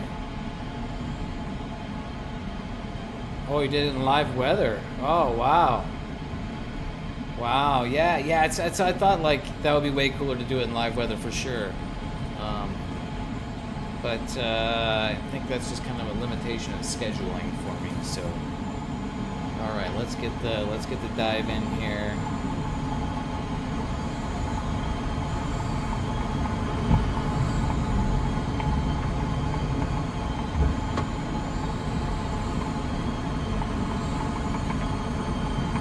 Oh, he already took off. I was trying to buzz him on the runway. Alright, bye Kool-Aid Man. Whoa, it is like 90 cross today. This is going to be a tricky landing. Alright, well, we'll buzz all these airplanes on the ground here. Alright, this is pretty sweet. Alright, that was pretty awesome. Gear down. Always gotta check. Make sure the gear is down. Distance was 6+ hours. Yep. I mean 600 miles if you're flying 100 miles an hour. That's 6 hours. Probably won't be flying 100 miles an hour either. All right, wicked crosswind. Let's see if I can actually hit the runway here.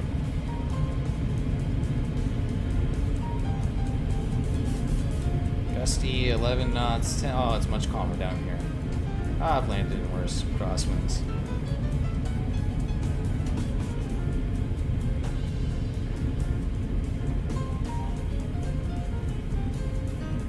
It's a lot calmer on the ground here. 8 knots.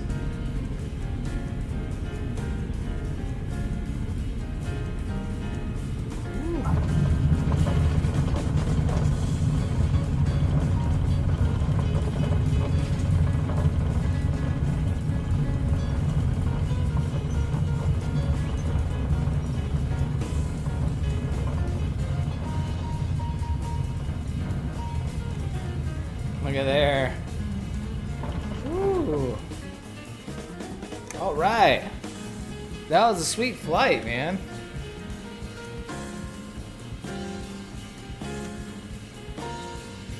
That one was, that was more fun than the other one, kind of.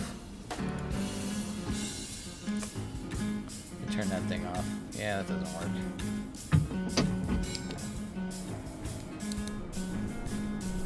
Let's get a little screen, a little screenshot action here. On the ground in Big Bear.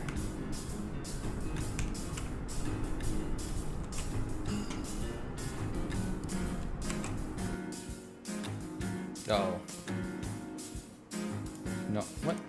What? What is happening?